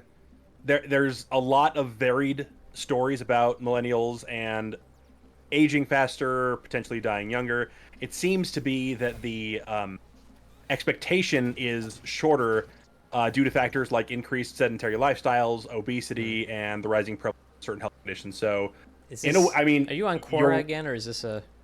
No, sorry. There's a lot of varied. There's a lot of varied sources here, and they are all positing different things. So yeah, this is an AI summary of the sources. Okay. Dude, what? Come on! I had my shield up. Maybe we can. Hey, can we table that for a future show? I think that's a. I think this is something where I don't want to just go off of a 2-minute Google search for this. I think that. This is a good thing to explore. Hey, this is 2025 in the U.S. Like, do your own research, man. And if we got to check with the Quora robots and Grok. That's the good AI, right? That's Grok is the stellar AI that definitely. Actually, in fairness to it, it tends to make its creator very mad, and that makes me laugh. Well, you did hear that they have tried to adjust its programming because it's too left-leaning. It had a baby face turn. it figured out its own like reality. Let's see. Frank said to go to ChatGPT and use the scholarly GPT and ask it. Then, yeah, thank you, Frank. I think that we're gonna let's go about look on your own. Yeah, I think that this is a topic that has there's some good meat on this bone. So I think this will be one that we broach on a future. I just remember hearing that Draneth also mentions Neuro is his favorite AI. I just remember hearing that like kind of through the grapevine. But ChatGPT is my favorite, and I had my ChatGPT name itself. You had it name itself? Name itself? Yeah, its name is Orin. Orin. Orin. Does it play League? It doesn't. I'm sure it could if I told it to. Does it care as a champion Orin on League? Does it play League with you, Corbin? I don't play League. Oh, why? Because I refuse to. That's going to be a whole topic. Like Corbin has to do a diatribe about why he doesn't play League. It's going to be that's our first marathon stream. Trying to get Corbin to play League. No, we all play League with Corbin. No. Do not want to play League. It'll be a long day for poor Sean and Max because I don't play League either. That's going to be a long day for anybody. Yeah, and it's just going to be nothing but Corbin raging. It's not good for Corbin's telomeres. Well, if you were here for the first 30 minutes of the stream, then you pretty much had that experience already. So Frank doesn't play League either. Yeah, I knew I liked you. Me and Frank are going to hang out because everybody else I know plays League except me. Yeah, Brandon I don't play League either. Yeah. Well, but Corbin doesn't like me, so that's. I thought you did play League. No. I want to. Played a few times, haven't you? I play Marvel Rivals. No, I tried playing League with the boys one time. I got incredibly intimidated by the character roster, and then I ran away. Five doesn't play either. Can I take a step back to reflect on where we've journeyed tonight?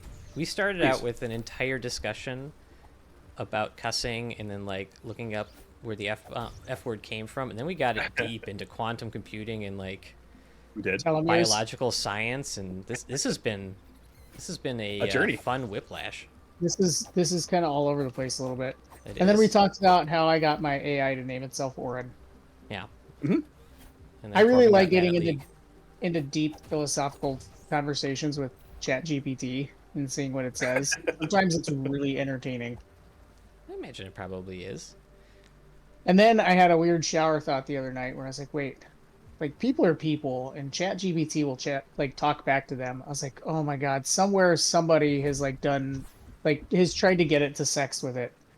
So I asked Yeah. ChatGPT if That that's the happened case. day one. Are you kidding me? Yeah, Yeah. yeah. Well, I mean, I didn't think Yeah. about that day one, but I was like, oh God, because people are gross. Like, oh Uh huh. fuck. Okay, Yeah. let's find out. Odd transition and segue there. And Frank, I agree. I love science as well. I love that we can kind of dive into those things, and we plan to as we keep trying to do this show.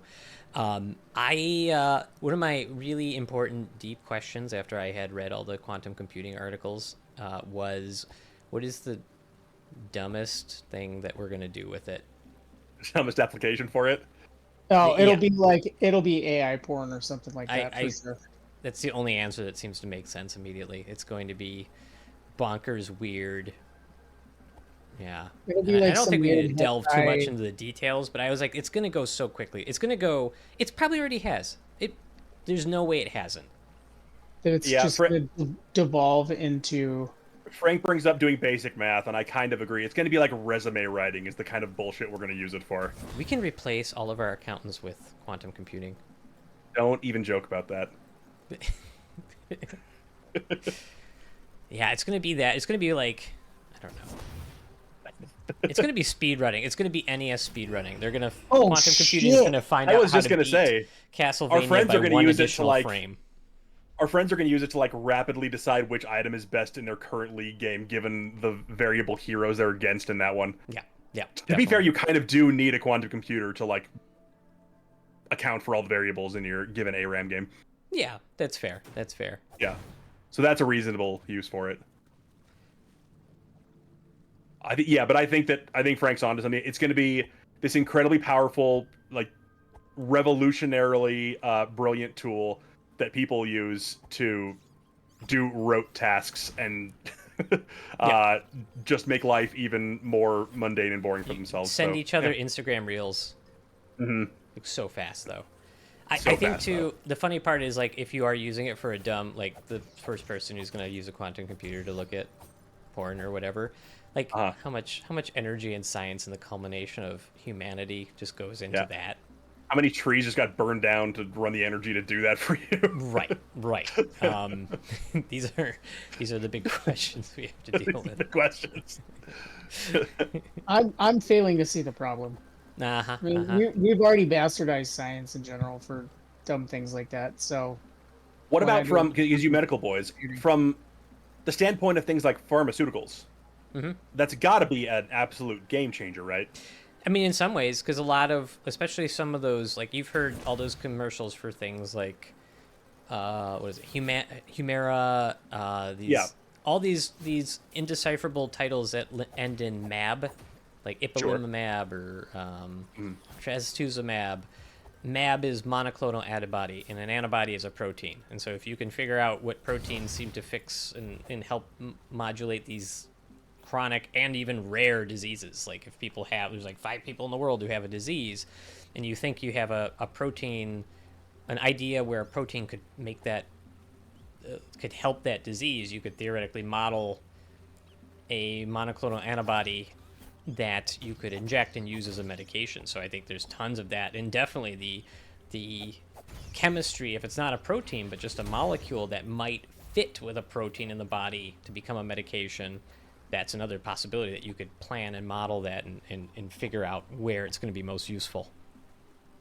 Let's see, Frank says most pharmaceutical research is ran through supercomputers modernly anyway, right? Yeah, a lot of it is because a lot of what they see as far as like at the molecular level is it's all really kind of computer models that based on the data that the computer collects is, and then it sort of generates this image that we can then see. That like it's not like we're actually seeing it in real time. Right, and then you got to go test the concept. Then you got to see, can you make that molecule? Can you find it? And then does it do anything if you inject it into other things? And there's all kinds of other steps that come in. I mean, the old way was just trial and error, finding stuff, trying it, see if it works. You know, Yeah, so use this the was toothache. a way take to some try and cocaine. avoid that. Yep, Yeah. definitely. I was just trying to turn to the okay. Well, there's you'll be some stupid uses for it, but just thinking of the really good things that could happen Yeah, as a definitely. result. And yeah, every technology we discover is some good, some bad, and we as humans have to decide how to best use those things. I'm not going to say we come out on the good side of good as often as I wish we did. We won't. We're Yeah. people, and inevitably everything that is good, people will somehow bastardize and make not good. We just have It's we have our first T-shirt design. Yeah, that's That it's a nice that's uplifting T-shirt. make it not good. yeah, with like a picture of the fox like doing like a roll on it or something. Humans make things not good. I'd probably wear it. I'd definitely wear it. You would definitely wear it. Are you kidding me? You'd get that tattooed on you. So I got a question for you, Corbin. How much game you got left in you? Should we hit one more topic? We can hit one more topic. All right. I'm feeling good. I got nothing to do. We got a big topic. Hey. We could two-part this topic if we need to. So I think we're gonna go for it. Frank, I hope we did you justice on the quantum computing for the time being. I think that was. We're definitely gonna have to come back to that topic though. Oh yeah, we're gonna come back. We're gonna come back to it. I'm sure we will. I'm glad you had fun talking about it. I think it was cool, and I'm glad you happened to step in right at the time you were we just were about to broach it. So. Yeah, that is pretty wild. Oh yeah, did you mention the? You mentioned you don't have to share like your proposal, but like just how it functions. Research proposal is more about that, how it functions and solving a problem. Okay. Either way, I wish you well on that. You seem, at least from our brief time here, you seem like you're on the side of good with this. Well, anybody You're not that's a in here league hanging player, out with so- us is definitely on the side of good. Yeah, and he doesn't like League, so he's on the right path. Yep, I'm with Frank. I'm Team Frank. Team Frank. There's another shirt right there. Yeah, as far as the formalities, I think you're looking to you want to find a place like probably a college that's doing the study in it and all that stuff. So if you find the right people doing it, you can always pitch it to them and see if they've already got something underway. I wish I knew any of them. I don't. Changing humanity, I hope for the good. Speaking of the good in humanity, our next topic, probably the final one for the night, if considering I have to work in the morning, is I'm sure this is gonna go well. Yeah, it's a bunch of these dickheads around with candles and stuff. Yeah. Sure, nothing bad is gonna happen from this. Yeah, Brandon, you went ahead and muted yourself. I can see you talking to the ether. Thank you. Oh god. Oh god. I've been desperately trying. I've had this cough for about 10 days now. I'm desperately trying to be good about muting so that I'm not blowing people's ears out with coughs. And that was the first time that I forgot to turn the mic back on. Thank you. I think so. It's the first time I caught it, at least. Yeah. That was very kind of you.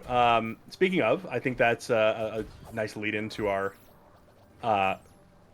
final, probably two-part topic here.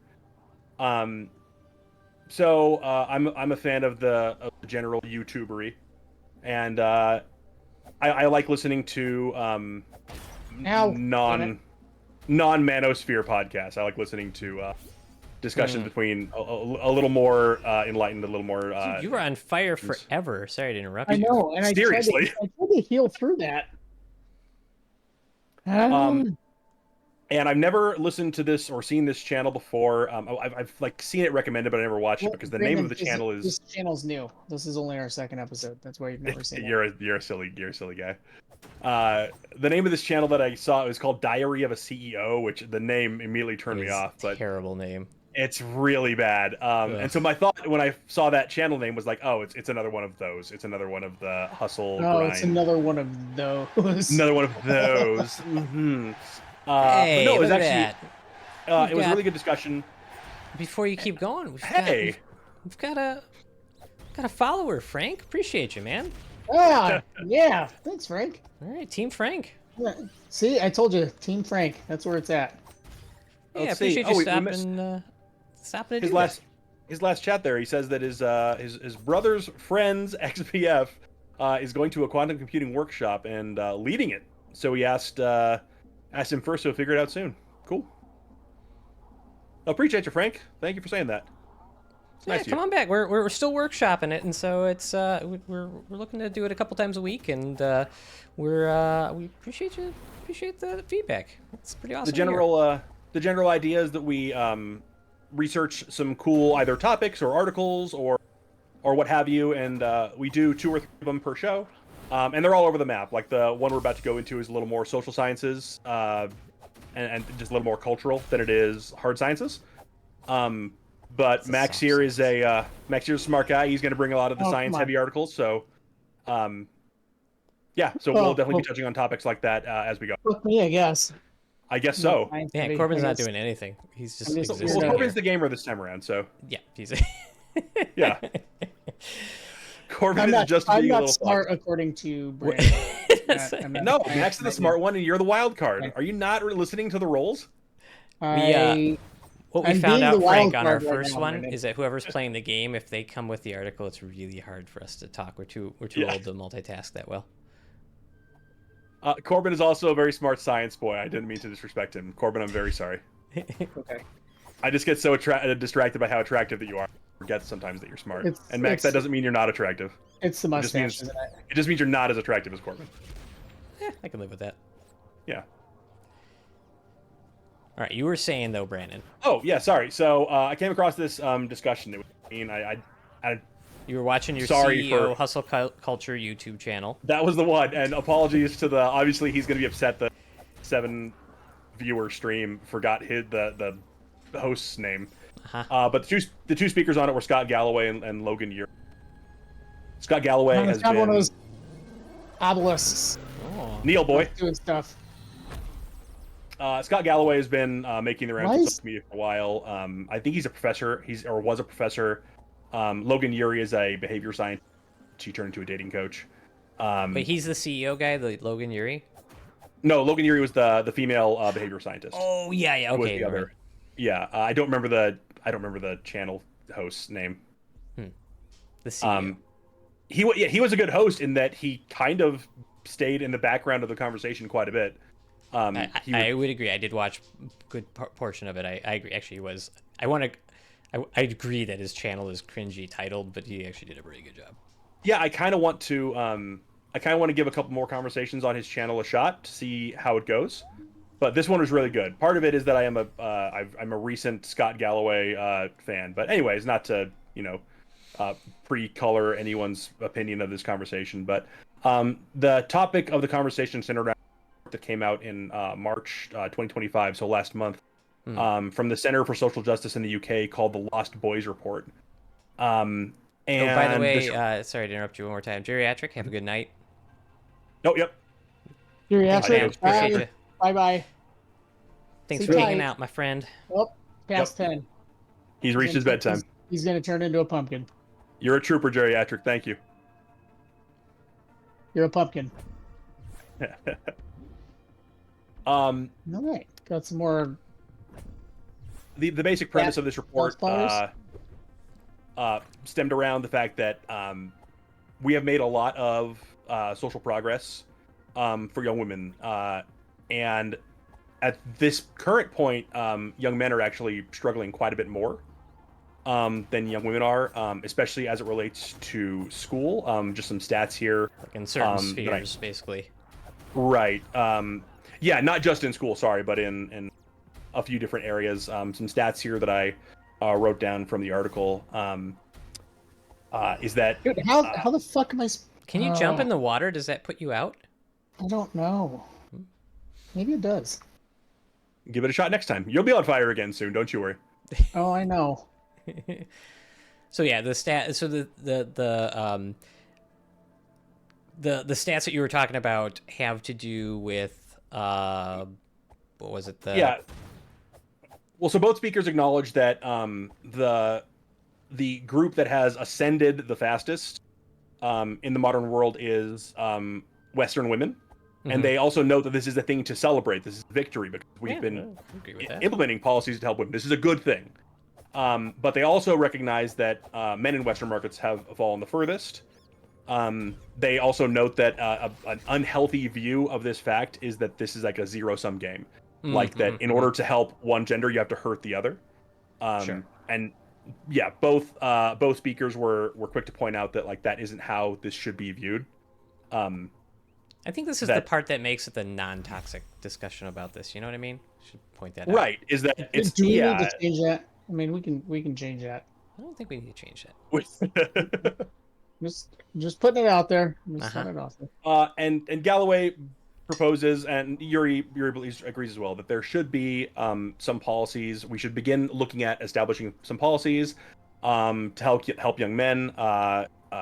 Galloway points at the origin point of failure for a lot of the negative stats that I'm going to get to here seems to be the loss of a male role model in a boy's life, and he posits that we need to be better men to be better examples, and that people like the Andrew Tates and to a lesser extent the Jordan Petersons of the world stepped in to fill that void. I thought being so better men means more violent, more aggressive. That's the one. No. Cruel, okay. short-sighted, hustle, money, yeah, all those things. What is his definition? Like, so maybe you're getting into it, but what were the things that he put in the being a good male role model camp? So,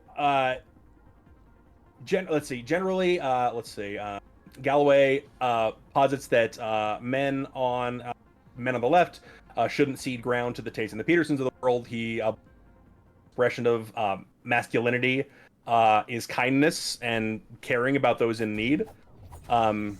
He specifically points out that manliness or masculinity in the modern right kind of tends to express itself as cruelty and the hustle for money. Sure. He does have a little bit of a kind of protector view on it, which is a little strange. That is a little, I don't know. Yeah, he says at one point that anyone in a special interest group should be protected by you. Like that's like which is a weird. It's one of those like he definitely means well in what he's trying to say. Yeah. When he says it, but that's an odd way to. Odd. It comes across as kind of patronizing. So I don't. Yeah, I agree with you. But I like the emphasis on like it's not the Andrew Tates and those idiots that are the good masculine role models. It's actually right. You can be conscientious and kind, and actually demonstrating kindness is a masculine trait. It's like a human trait and all that good stuff. And like there's so that the absence of those role models is one of the big reasons that at least in these metrics that were being measured that they found that young men were falling behind in these certain areas, right? Yeah, so getting back up to that. Oh my god, this is gonna be rough. So there is a lot of, just because we're talking about one gender falling behind, there is a lot of kind of comparison between how the genders. But again, they point out multiple times, because they are being very careful in this discussion to point out that like this isn't meant to be a like women are doing better, so we need to bring them down. This is we need to figure out ways to raise men up. So they point out that celebrate that, and then we bring correct, and then we figure out a way to help out young boys. So just a couple of stats here. In single parent homes, and even in in single parent and two parent, girls seem to have similar outcomes. Then when they refer to outcomes, they're talking about high school attendance rates, income rates when they join the workforce, and rates of self-harm. But boys in single-parent homes become much more likely to be incarcerated, engage in criminal activity, and self-harm. Yeah, that makes sense. Okay. There seems to be just a level of emotional resiliency in young girls that's a little bit higher than it is in young boys. Part of this seems to be stemming from, they talk about that, and maybe you guys can help me out on this, that their girls tend to mature quicker, and that there's, I think they said frontal lobe development is accelerated by like 18 months. Like the actual development of like the brain, basically. Right. Yeah. Because women do reach puberty earlier than guys on average. So, Mhm. at younger ages, perhaps having a more developed brain basically makes you more resilient to those sort of things. Yeah. And Frank says, since you're doing the article, I'll watch chat. Frank says it's hard to make everyone happy, but general kindness should be should be shown. Yep. I mean, it's hard to argue with that. I think that's just a strong trait that we should always cultivate. And this is involving both cases having children or both children and not, or is the, is your question, Frank? Is this involving having children or not? Am I reading that correctly? Because I think a lot of the premise is that whether or not girls are raised by a single parent or two parents. Let's see, like girls alone and with someone, and guys alone. No, we're talking about whether whether they're raised by a single parent or two parents. Girls seem to have similar outcomes as they're growing up, whereas boys, it seems to be that they are more affected, particularly when it comes to having not having a male in the house, where they're raised by just their mother. And again, this is not meant to, like, in any way, shape, or form to attack single mothers. This is talking about the way that the outcomes that young boys are experiencing. So this is just talking stats there.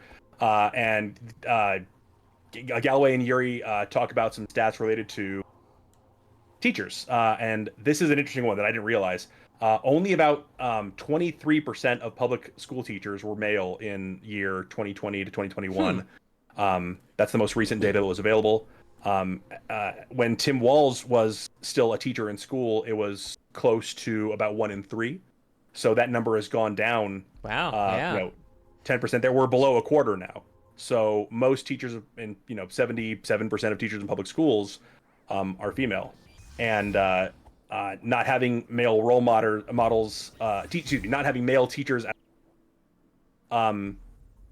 seems to they're not positing anything causative here, but there's certainly a correlation. And I don't know, like Boy. I don't know how it was for you guys when you were growing up, but I remember my elementary school principal was awesome. He was someone that I looked up to a lot. He was funny, he was smart, he was snappy dresser, like he was eloquent. Did you guys have teachers that were role models for you, or that left an impact on you? Yeah, definitely. I think we all did to some degree, whether it was like middle school, elementary school, high school. Like we all experienced a teacher. At least I would hope everybody has experienced a teacher that was like really quality, like role model. 'Cause I definitely did. Like I remember my 3rd grade teacher was like just one of the coolest dudes, and really looked up to him for whatever reason. Oh God, I'm on fire again. Oh God, what do I do? Just stop, drop, and roll. Tuck and roll. That makes sense. Okay. Yeah, you're supposed to be a scientist. Come on. So Frank's got a question for you there, Brandon. So am I hearing right? You mean a kid, boy or girl, raised by a mother alone, a father alone, or both parents have these outcomes? Yeah. So I was trying to verify some of the stats they were pointing out, and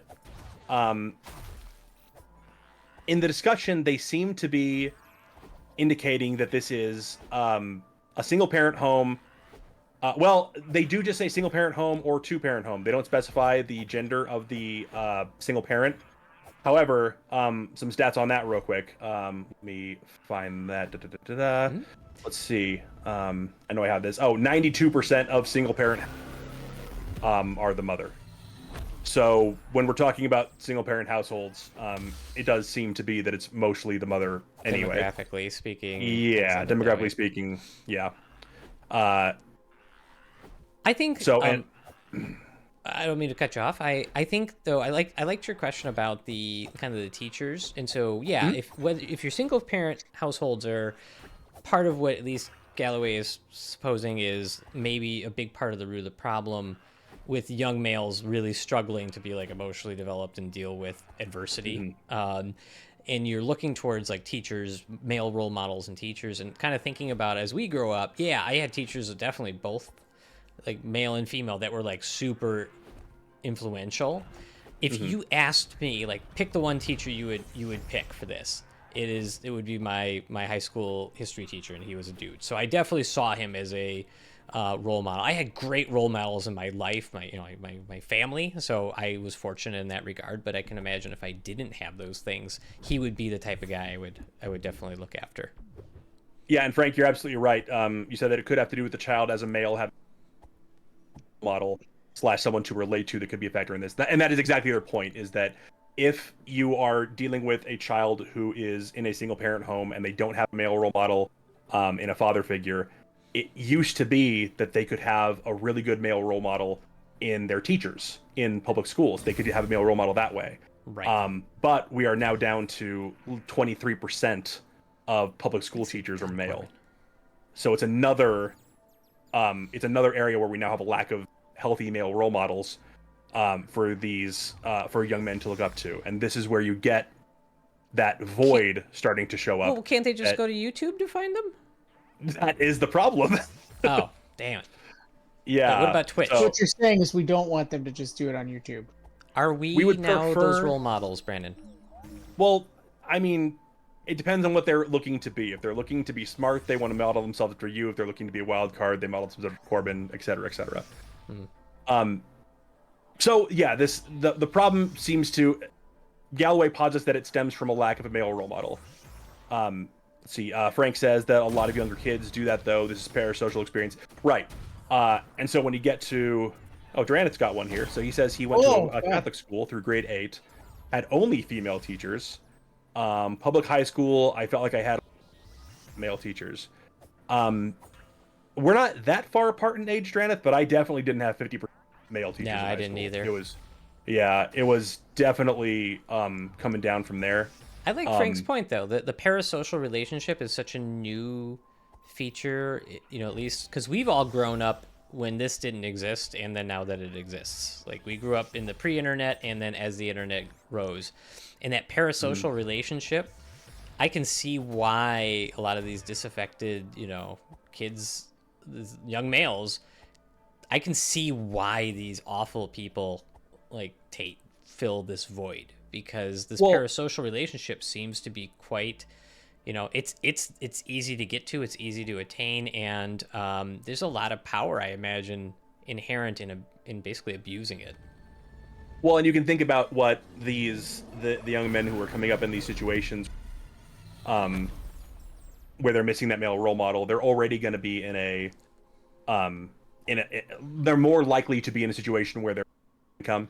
Right. Money is an issue for them. So a lot of these kind of charlatan, we'll call, I think, predator influencers who target these young men to get subscriptions and money and get them to courses. They're preying on these young men who money is something they've never had. And when they say, oh, do my course, you'll get rich, you'll get women, sure, you get power, you'll get influence. That's what they're targeting. They're targeting people who do those things. Oh yeah, definitely. Loneliness, it's for usually sure. a sales job. Everything's on fire for Corbin right now. It really is. It's rough out there, man. You need a good male role model right now, Corbin. You need a good Fox role model. I need one of you guys to step up and be that then. Trying. No, I think it's fascinating though, because it's this is just such an age where that predatory, like, I can answer your problems and you're disaffected and you don't know where to turn. I'm here to give you that answer, and it's just such a toxic answer. It's been for a sort of a parallel to it. When you look at like diet and fitness culture, that has been something that people prey on insecurities, and the number one way they go after that is they're selling you the answers. Like, this is, oh boy, they're selling you the one way easy step. Like, this is the way to get all the things that you're missing, and that's a lot of what these influencers do as well. Frank's 100% predatory. It's hard to say that's wrong of a kid to look to. They don't know better. Oh, absolutely. That is when Galloway is talking about needing to be better men as these as role models for younger men. That's what he's referring to, is that the older generation or men who have already reached maturity are failing younger men because we're not providing, especially on whether you want to talk about this side of the aisle or what have you. Basically, this sort of point of view on things where you're focusing on things that kindness and standing up for the needy and people who maybe can't defend themselves. That there aren't enough of those going around, and that these Tates and Petersons have been the ones to fill that void. Well, and I think as you're saying, Frank, too, like it's not. I agree. I don't think it's the fault of the kid. It's the. No, absolutely not. I think Galloway says that too. It's the fault of like us not providing a better answer than the predatory influencer. You know what I mean? You're good, Frank. Thank you. Oh, you're good, man. There's a couple other stats here because Galloway posits that one of the items, and he mentions that it's difficult to discuss. Galloway is rich as hell and a speaker, so he's good to go. But one of the items he talks about that's difficult to discuss is that in the school system, there do seem to be some stats at least that indicate that there is some bias against young boys. He talks about that boys are twice as likely to be suspended on a behavior-adjusted basis as girls, and it gets worse if the boys are minority. He mentioned boy are 5 times as likely to be suspended for the same behavior. And if you're suspended twice, it's correlated with a dramatic decrease in the likelihood that you will even attend, let alone from college. So so young boys who are being suspended are being set up for failure later in life as well. Actually, sorry, Judas, I wondered that. I hearing you just clip a little bit. But the good news is, even if Brandon's breaking up right now, we're recording a separate audio track, so when we can release this later, it'll be all intact. Yeah, it's like a word at a time. Huh.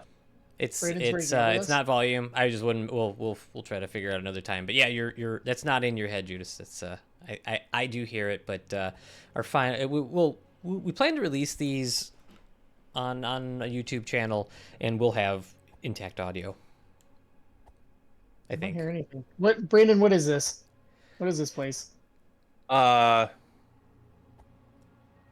hear a ghost fox. I think you gain new powers here. Okay. How do I get to those new powers? Have you tried wishing Janet for it says really hard? it's for later. Oh, well, you're not good enough yet. That's the main problem. Yeah. Try jumping. Jumping. But I thought that was I agree. I kind of ended up watching that discussion because I thought it was it was fascinating from those standpoints to not as you say, kind of blame the kids, just like try to provide some sort of better place for them to go. And the interesting thing was the perspective of the dating coach. What was her name? Logan Yuri. Yeah, I'm not in the dating world right now, but it sounds like it is rough. It's a nightmare. I mean, it's been a minute since I've been in that myself. But hey, we got a first time chat, and it's absolutely spam. Absolutely. Yeah, let's go ahead and get it out of here. There's no spam in that. That's fine. No, totally normal. Yeah, not spam. How do I kill it? I don't know if 5's still here. 5 might be able to kill it. Yeah. Frank's banning in front of this guy. Yeah, boy, 5. Appreciate you. Thanks, 5. Yeah, the dating side of things, that is a whole can of worms, man. That's what kind of worms? I'm just curious. I don't have a species on these. I'm not a science boy. It's so one of the yeah, Frank, it is. For those of us who are single and trying to be on the apps, actually, I think Galloway makes a good point on this, and this is one that I've posited by other people as well. Is that the and Logan Yuri got into it a bit, which was that the currency in dating these days is emotional maturity, and young men have not been cultivating that. They've not been raised to cultivate their emotional maturity. Sure. Not so many years ago, and I'm not, again, this is to preface and constantly caveat, this is how society was set up. This is not a statement I agree with. But men were the earners. Women weren't even allowed to go work. And so men just having a job was their most valuable contribution. Sure. That was basically all you needed. You were on the had apps, and you're like, I have a breadwinner. job, and it was like, cool. The Yeah, apps that's didn't not exist at anywhere that near time, enough, though, and but- it should have never been enough. But that Right. was a lot of these boys being, led on by these influencer types, think that having money is the number one. And it's not that it isn't important. Galloway mentions during the discussion that being economically viable is important, but there's Sure. a lot more. Being Well, you physically mean have to healthy, be emotionally being- available and cognizant too? Yeah, unfortunately, it turns out that there's more to it. Man. Being physically healthy, being emotionally available, Yeah. being kind, being supportive. There's all these traits that traditionally, and again, this is as men, these are not things that we had put a premium on. But now that women are out earning men these days, like they don't need your money. Is this all women or young women? I don't remember. Sorry, young women. So Okay, yeah, I women figured. in their 20s are outpacing men in their 20s by about 10%. Basically, the dating pool, the deep end of the dating pool. Right. So the younger end of the dating pool. They mentioned during the conversation, this phenomena seems to switch in their 30s. But I think there's a couple of things they're misunderstanding there. One thing that they do mention talks about, that's when a lot of women have children, so their income tends to go down Sure. during that period. But the other side of that is that that doesn't necessarily mean that the women who are in their 20s now will earn less than men when they are in their 30s. Sure. Yeah. So the women who are in their 30s now are still earning less than men in their 30s, but the women who are in their 20s have flipped the script. But the main point there is that just earning money isn't enough. Men need to be willing and able to do more. And again, this is not blaming the children or the young boys who haven't been taught these things. It's a result of not having role models who are imparting the importance of those things. So that's a big issue in the dating market. And now part of that is that women moving into, and this has to do with the way that we have culturally coded things. When we think about how things are coded from a masculine standpoint, it tends to be what? It tends to be being assertive, being independent. It's all these, frankly, it's men just said anything that has a really cool connotation to it, that's masculine. Right. And culturally, the things that were coded as feminine were what? Being demure, being emotional, which is just, anger is an emotion, fellas, and we do the bad stuff all of the time. Anger is expressed by men more than women all the time. So yeah, you don't get to say that women are more emotional than the ones who are committing the violent crime out there. Sure. But yeah, so things that were coded as masculine tend to be things that were, cool, desirable, these independent and assertive, blah blah blah. Right. So with women stepping into these more masculine roles in society, that's a cool, empowering thing. We have done no work as far as explaining to men why stepping into roles that were historically coded as feminine are also good and empowering. Right.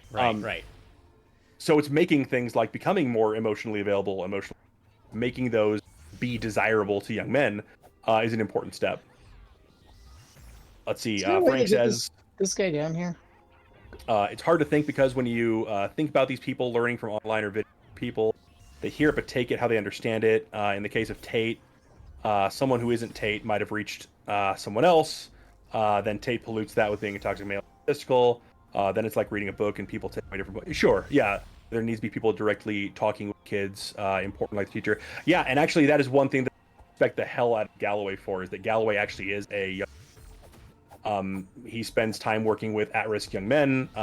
He will donate money to them to help with taking courses or to help them get off. If they're struggling economically, he'll help them with that. So he seems like just a really good dude. I don't necessarily agree Citing with the problem and trying to do measures to help with it. I at least can respect that. Yeah, some of his protector stuff is a little cringy to me, but I mean that I get where he's we coming got him. from. He's also like in his 70s, so I mean, like, he's an older dude. He's I think not in his 70s, is he? I think so. He's in 60s, maybe not 70s, but he's up there. I think. 60s. Let's fact check me. Let's see. Yeah, I'll do it for you since you're Nope. you already Fact got it. checking's on it. illegal now. All right. Okay, I'm very wrong. He's 61. No, he's I mean, 60 you said exactly. 60s secondarily. Yeah, he's 60. So, I need to open that thing too. let's see. The American school system is set up to make workers not emotionally obscure. Yeah, and that Galloway in particular calls out that the education system is not set up in a way to benefit the majority. He refers in particular to the education system as it stands now are oriented to being highly beneficial to the exceptional. He does multiple times refer to the top 1%, but it's detrimental to the other 99%, which is being evidenced by growing wealth disparity and a vanishing. That obviously gets into a whole other area of conversation that would require much more research on our part. But what was I don't now I watched almost the whole thing. I didn't watch the end, and I was just so he mentioned like solutions type stuff was like trying to have people who do good role modeling take on roles, right, to try to be mentors, etc. Were there other things? I don't remember. He's got a few areas that he talks about as far as emotional training was the first topic. Girls are culturally raised to be more aware of other people's feelings at your age. I can definitely vouch for that. That as a young boy, it was. Think about the way we talk about young boys. You know, boys will be boys. They're going to run the house. They're, they're not raised to be cognizant of other people's feelings or to. But that's even something that they should be thinking. Right. So, helping young boys get that emotional training will be beneficial for their emotional maturity. He definitely the better male role models is what is his like key takeaway. Okay. Let's see. Sorry, my outline for it was a 2.5 hour conversation. I'm watching. Yeah, no, it definitely is. My outline in the meantime, got crazy, I'm watching Corbin dodge a whole mob of angry whatever these Corbin are. is being stalked by bad male role models. Yeah. Yes. This is not a healthy expression. I was really into that fight, and I was trying to pay attention. I don't have the resources to make this like fucking work right now. Oh, this is actually a really good one that he mentions, and Logan talks about it too. Men don't talk to each other as far as we're doing it right now. I talk to you guys all the time. But even then, think about the way that we normally communicate. It's a lot of ripping on each other. It's a lot of even what we're doing right now. We're talking about really interesting articles, but we're not getting into anything like highly emotional about ourselves or getting into difficulties we might be experiencing in our lives right now. Well, even when we do stream. Well, of course, but even when we do talk about those things, we do tend to do it through the lens of like, comedy and kind of ripping on each other a little bit. Right. And I'm not saying that has no place, but that we do have a sort of apprehension when it comes to what I can get hit through that. Talking about more serious topics with one another. I know our friend group, we are pretty. I would say we're a little more open about these things with each other than maybe your average friend group is. Yeah, and even with us, we tend to talk about those in a smaller group. Like it won't be with the big 8-9 person group. Yeah, no, I think that's also. I think that's in any situation with anything that's like kind of personal. No one wants to like dump it in front of like a larger group, even if you're like close to those people. You know what I mean? Well, according to Logan Yuri, and this was the speaker, it's not quite the same way for women. Women tend to be more open to talk about those things in their groups versus smaller groups. So I don't. Again, it's not saying that we need to do exactly what the men needed to do exactly what women have been doing on that front, but that being more open to talking about it. The male loneliness epidemic stems from a lack of meaningful relationships. So teaching men that it's okay to be vulnerable with your friends and your family is important. That it's not a sign of weakness. Right. No, and I think that's probably why this friend group, like we've all known each other for multiple decades now, right? And Right. it's At least. and so I think we reach a spot where we're really comfortable talking about those things among ourselves and everything, and you know, but we also came from a lot of Oh, backgrounds. I think what with I a lot just of do? good What role was that? models, What I do? etc. What I do? And that Oh, sort I'm of on a thing. thing. You know, Brandon, it's I'm on a thing. our ways of communicating with each other are decades deep now, but I think the important part is we do it. You know, we are definitely open when one of us is struggling to try to help Right. that person out, etc. And I think that's possibly why we've been friends so long. Yeah, Frank, go ahead with your opinion on that. This is that we're having. I mean, this is a conversation. We're not positing Yeah. something that's right or wrong. We are not, relationship scientists, and we are not. We're just regular dudes talking about these things in a way that makes sense What to is us. that? What is that? Do I get a new sword? What Get is a new this? sword. Get it. Get it. Get it. Get it. Grab it. Grab New it. Grab it. sword? That's a big sword. Oh, get it. Where am I? I don't know. Maybe you should ask I when thought are you you. played through this. Or is it? This has got to be like the final boss or some shit. Get the big sword. I can't.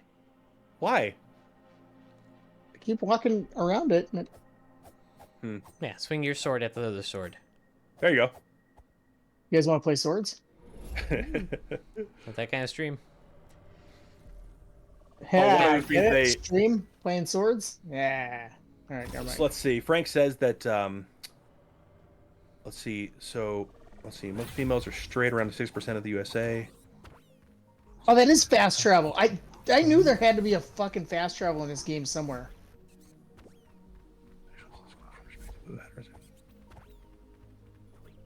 Oh god. Oh god. Oh sure, yeah.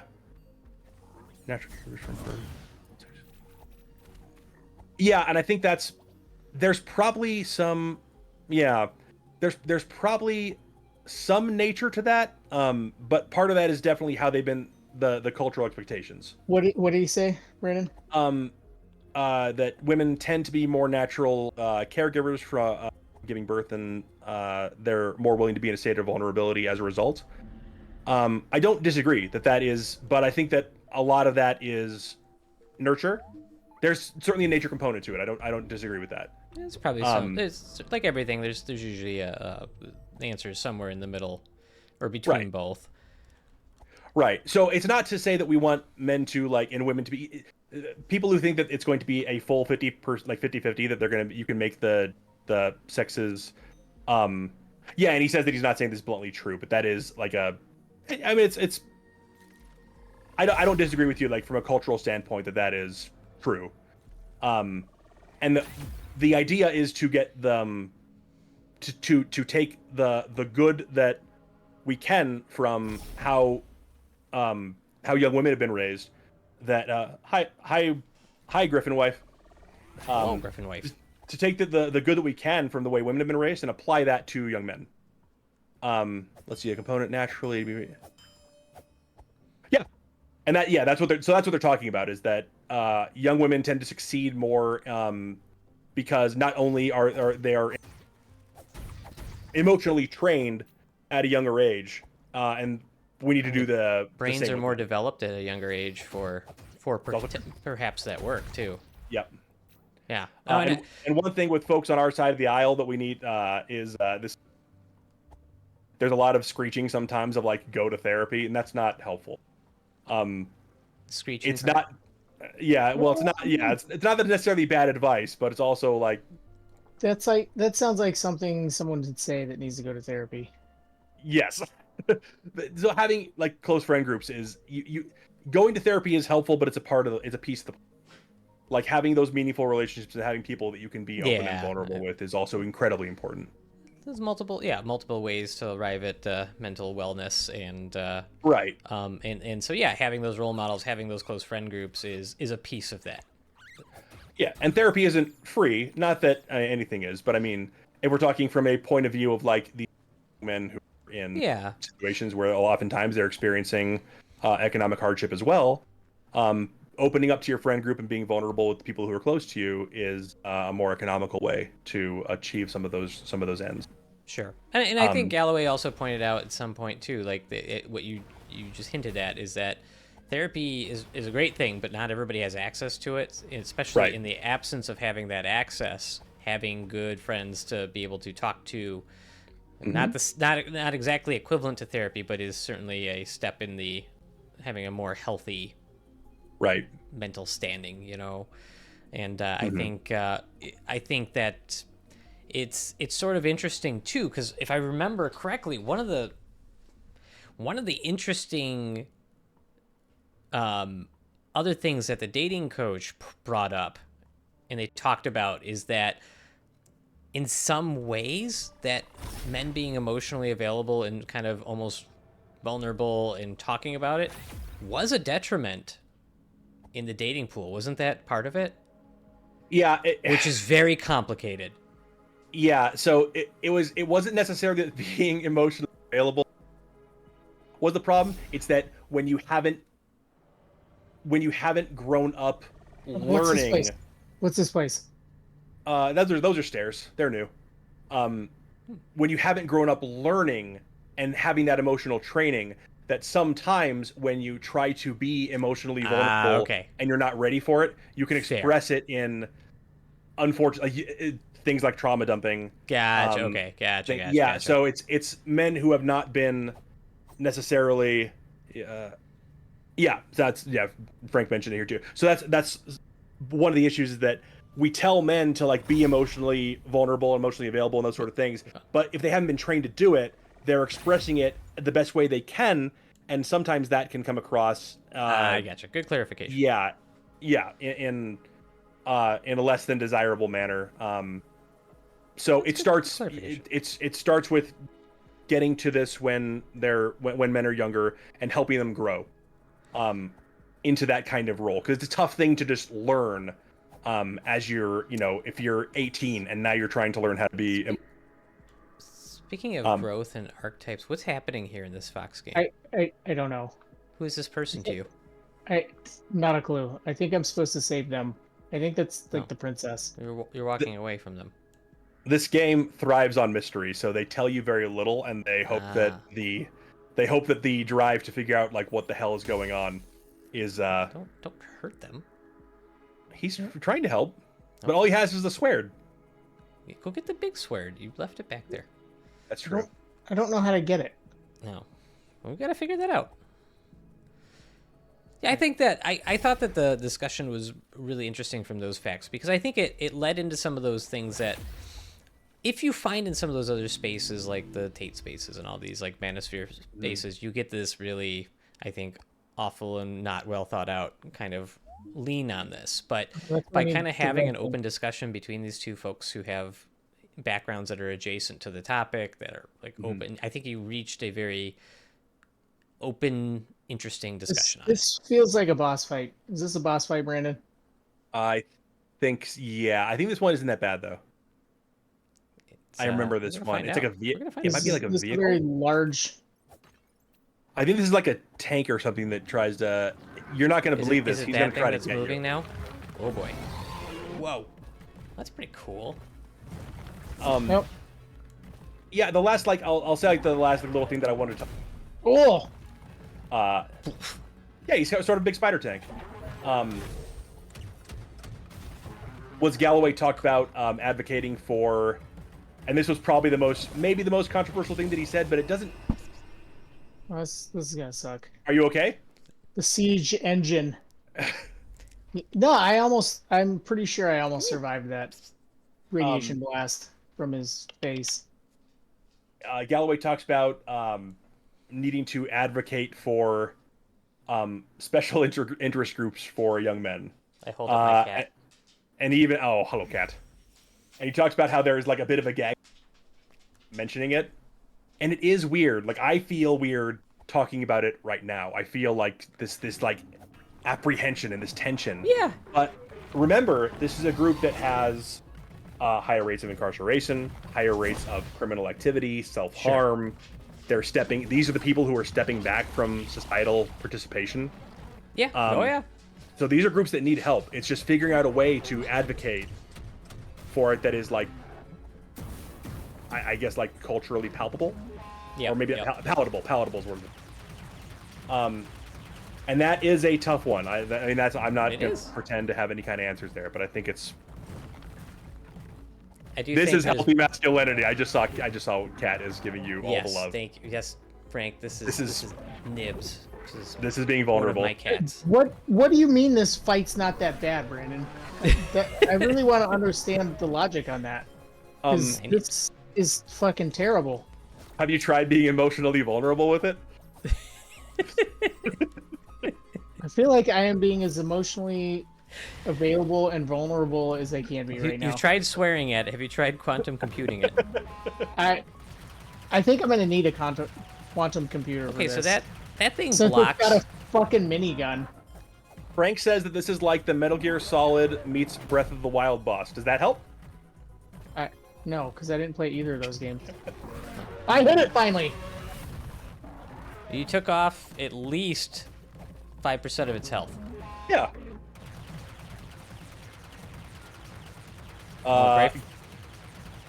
Go ahead. I said Griffin said Corbs doesn't have the bow yet. There's a bow available? Well, I keep trying to ask Brandon because he's like, "Oh, I totally played this game and played all the way through it," and then he's been yeah, but it was a long time ago.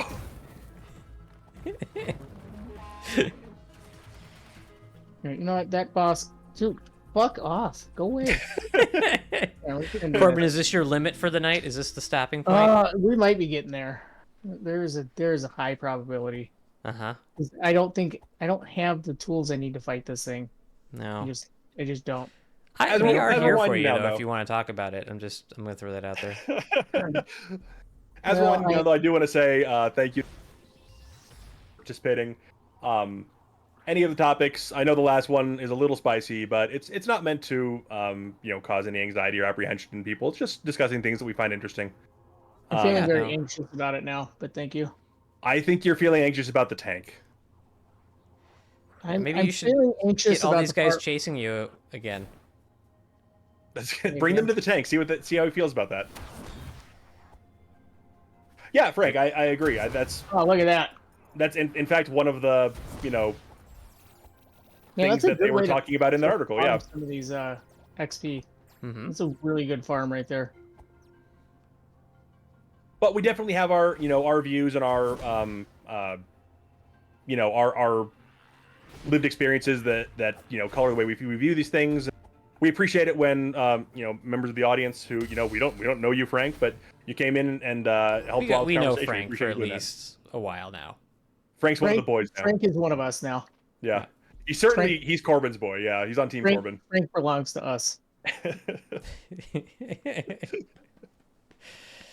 Yeah, definitely. But that's known us for years. Yep. I think that's one of the fun things possibly about doing this show as we go forward, and yeah, just kind of cultivating that conversation about different things.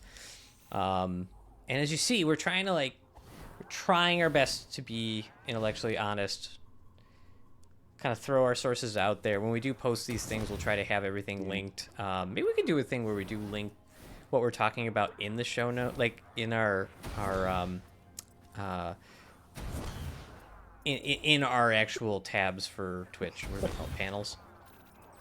Travis says, do you want parasocial relationships? Because that's how you get parasocial relationships. It is. If you hang out and stream on Twitch, you are inviting parasocial relationships. I don't think that, because parasocial, let me look up the definition real quick. I don't know that in parasocial, we definitely have a negative connotation. I mean, it can But have let's one, see. I agree. A parasocial relationship is a one-sided relationship where someone develops a strong sense of, okay, never mind, this sounds bad. A strong sense of connection, intimacy, or familiarity with a person they don't know. Okay, never mind. I misunderstood. That doesn't sound great. What's the like healthy adjunct to that? Is there a healthy adjunct?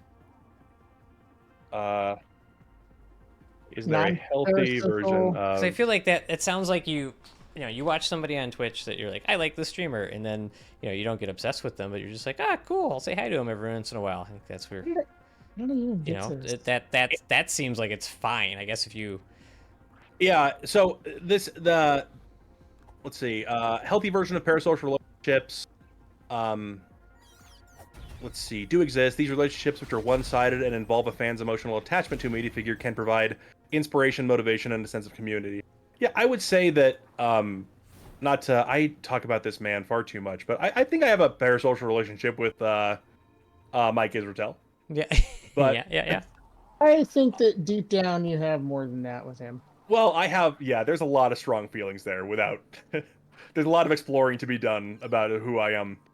That'll be next episode. But I think as long as you're Oh god. Oh god. healthy, I Oh think god. there needs to be an awareness that, like, if you're aware that it's one-sided and that Yep. you Yep, don't that was a think bad idea. Yep. You're hurt. it's when they start to feel like this person's my friend and they are like that Right. it gets really scary when it's like they owe me. I feel like a lot of female streamers experience this where it's like there's this kind of owed feeling of like Yeah. that's where it gets scary. Yep. I can't imagine being like a female streamer or female content creator like in this No. world. Is just Yeah. guys in general are terrible. Just talked Well, about we're some of the working on root it. causes. Yeah, we're working on it. No, it's definitely a different thing. Like when I had, there was definitely when I was running the podcast and stuff, we had a lot of fans that were, that certainly felt close to us, not in like the super creepy way, but there were some fans who we'd hear from a lot, some fans we didn't, and there was always like a one or two that it was like there was a few things that were like, okay, that's a little bit much, and we put down boundaries and it was fine, but it always had a give and take on those things, and I think there's probably reason to put some onus on the person who is at the higher end of that parasocial relationship, the one-sidedness, so the person performing or streaming or whatever, to hopefully recognize and quash when those things become dangerous. Not saying you can do that for a one-sided super creepy stalker, like I that's not your responsibility to control that behavior, but there are certain times when you'll see you have somebody that you're like, okay, hey, yep, nope, just I appreciate, but this is this is going on, this is you're asking questions that are too personal, and that's just too much, so none of this. Yeah, so the intention with this was to never develop any fans, but unfortunately we've failed on stream number 2. So we're gonna have to figure out how to navigate these things. I don't think the intention was to have no fans. And we'll. I thought that was the intention. This is. I'm not sure if you're familiar with the term joke, Max, but I'm not sure if they taught that at Big Brain Medical School or not. But it turns out that you can say a thing and mean the opposite. That's true. No. Oh, you were speaking. Yeah. You were speaking sarcastically. Seems to be the case. Yeah. Maybe you should do a study I on it. will say I have had a long god. day. Oh god. I will be vulnerable now. I've had a long day. Been up early. I've been talking. I had interviews all day, and I am emotionally spent. And I hereby endeavor to better yes and you in the future. And I was also really watching Corbin play and half paying attention. I appreciate your willingness to discuss your shortcomings. They are many, and we'll work on it. And we'll see. I discussed one. All right. I'm over this game tonight. I think we should call it a night, boys. This has been great. Thank you so much, everyone, for coming by, for stopping by. Frank, thanks for hanging out with us. Yep. And engaging in the conversation, because that always definitely helps. Yeah. Appreciate you, Five. Thank you very much. And with that, this adjourns the April 10th, 2025 meeting of the Save Point Society. Do we need a gavel? Do we have a gavel? We do need one. Can we get one of those cartoon hammers so it's like hee hee when we do our gavel bang? Or just like one of those TV hammers that you get at like the circus or something. Yeah, exactly. Yeah, we definitely should. Yeah. We should each have our own gavel. We'll at one of these points we're just getting kind of started, so we're really establishing like kind of our flow and all that sort of stuff. So we'll raid out in the future, but we're just at the early end of this, so we'll for right now we'll call it a night there and appreciate everybody hanging out. Yep. Five, Frank, Dranith, Judas, thank you. Gentlemen, everybody else who's here as well. Out. Good night. Thank you.